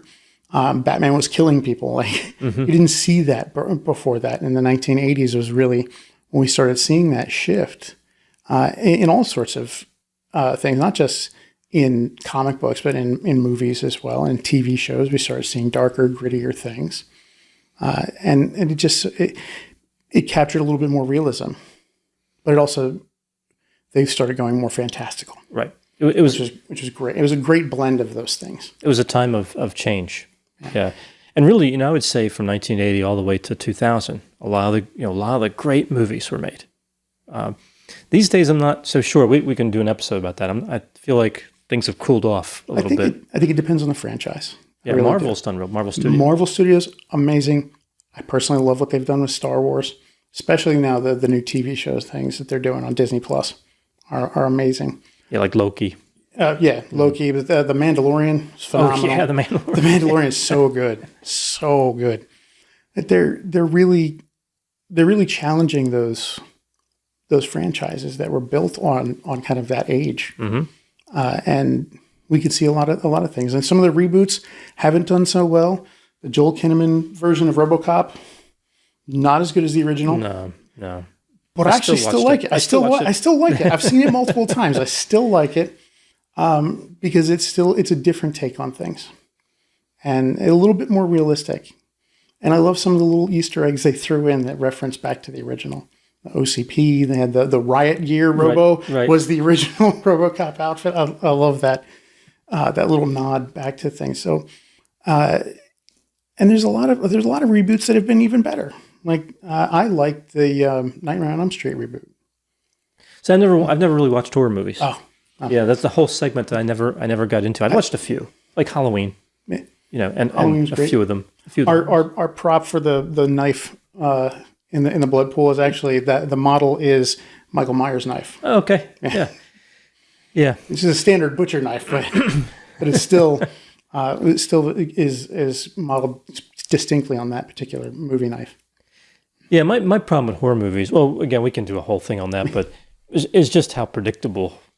Yeah, but some I've liked. I mean, you could call Final Destination a horror movie, I guess, and that was it is. It does fall into that franchise. I think my favorite horror franchise is the Saw franchise, just because they build so much on each last movie. Like there's a sequential nature to it that ties them all together. But I don't care about the horror stuff in this franchise. Right. I like the fact that there are details that connect those movies together.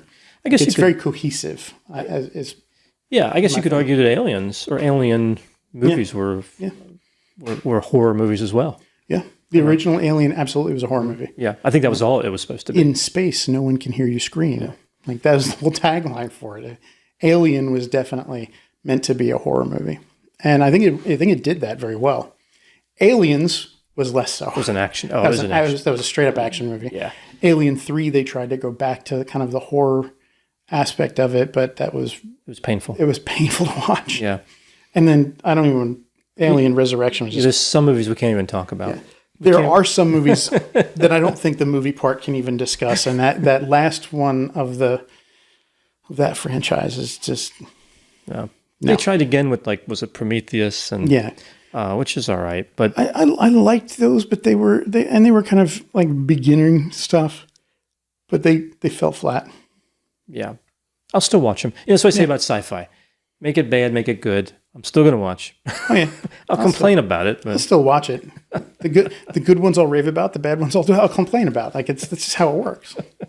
There was a we'll wrap up on this note. There was an episode of The Simpsons that came out. Of course there was. There's been like 40 years of Simpsons. You can connect. You can connect The Simpsons to anything that's happened in the world. Right? Everything connects back to The Simpsons. And it was the comic book guy, and he was walking out of a Star Wars movie. I think it was supposed to be Attack of the Clones or something. And he's like, "Oh, awful movie. I'm only going to see it so many times today," or something like that. Comic book guy actually does have a name. What's his name? It's Jeff Albertson. I did not know that. His name is Jeff Albertson. Yeah.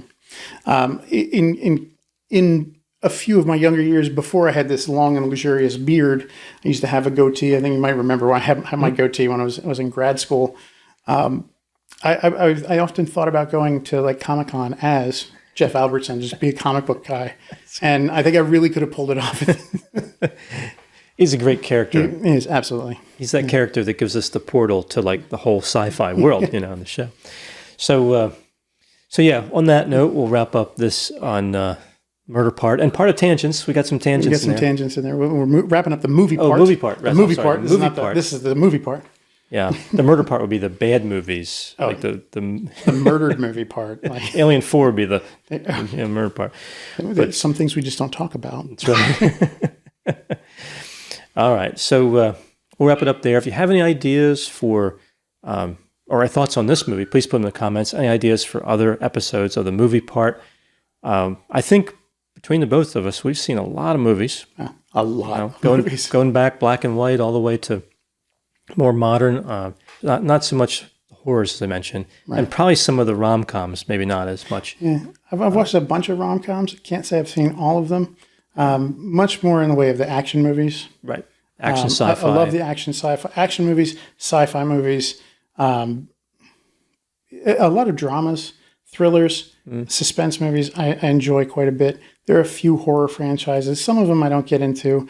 I like the classic 1980s horror movies because they're not scary. Right, they're not. Like the Nightmare on Elm Street, Halloween, Friday the 13th. I love those franchises because they were fun to watch. The Evil Dead franchise is one of my favorites because that goes from straight up horror movie to just straight up comedy. Like there's Evil Dead, Evil Dead 2, and Army of Darkness. Yeah, I think I've seen some of the Resident Evil movies. I've seen a few of those. Yeah. They're more like the more modern sci-fi action flicks, but the video games are definitely meant to be horror based.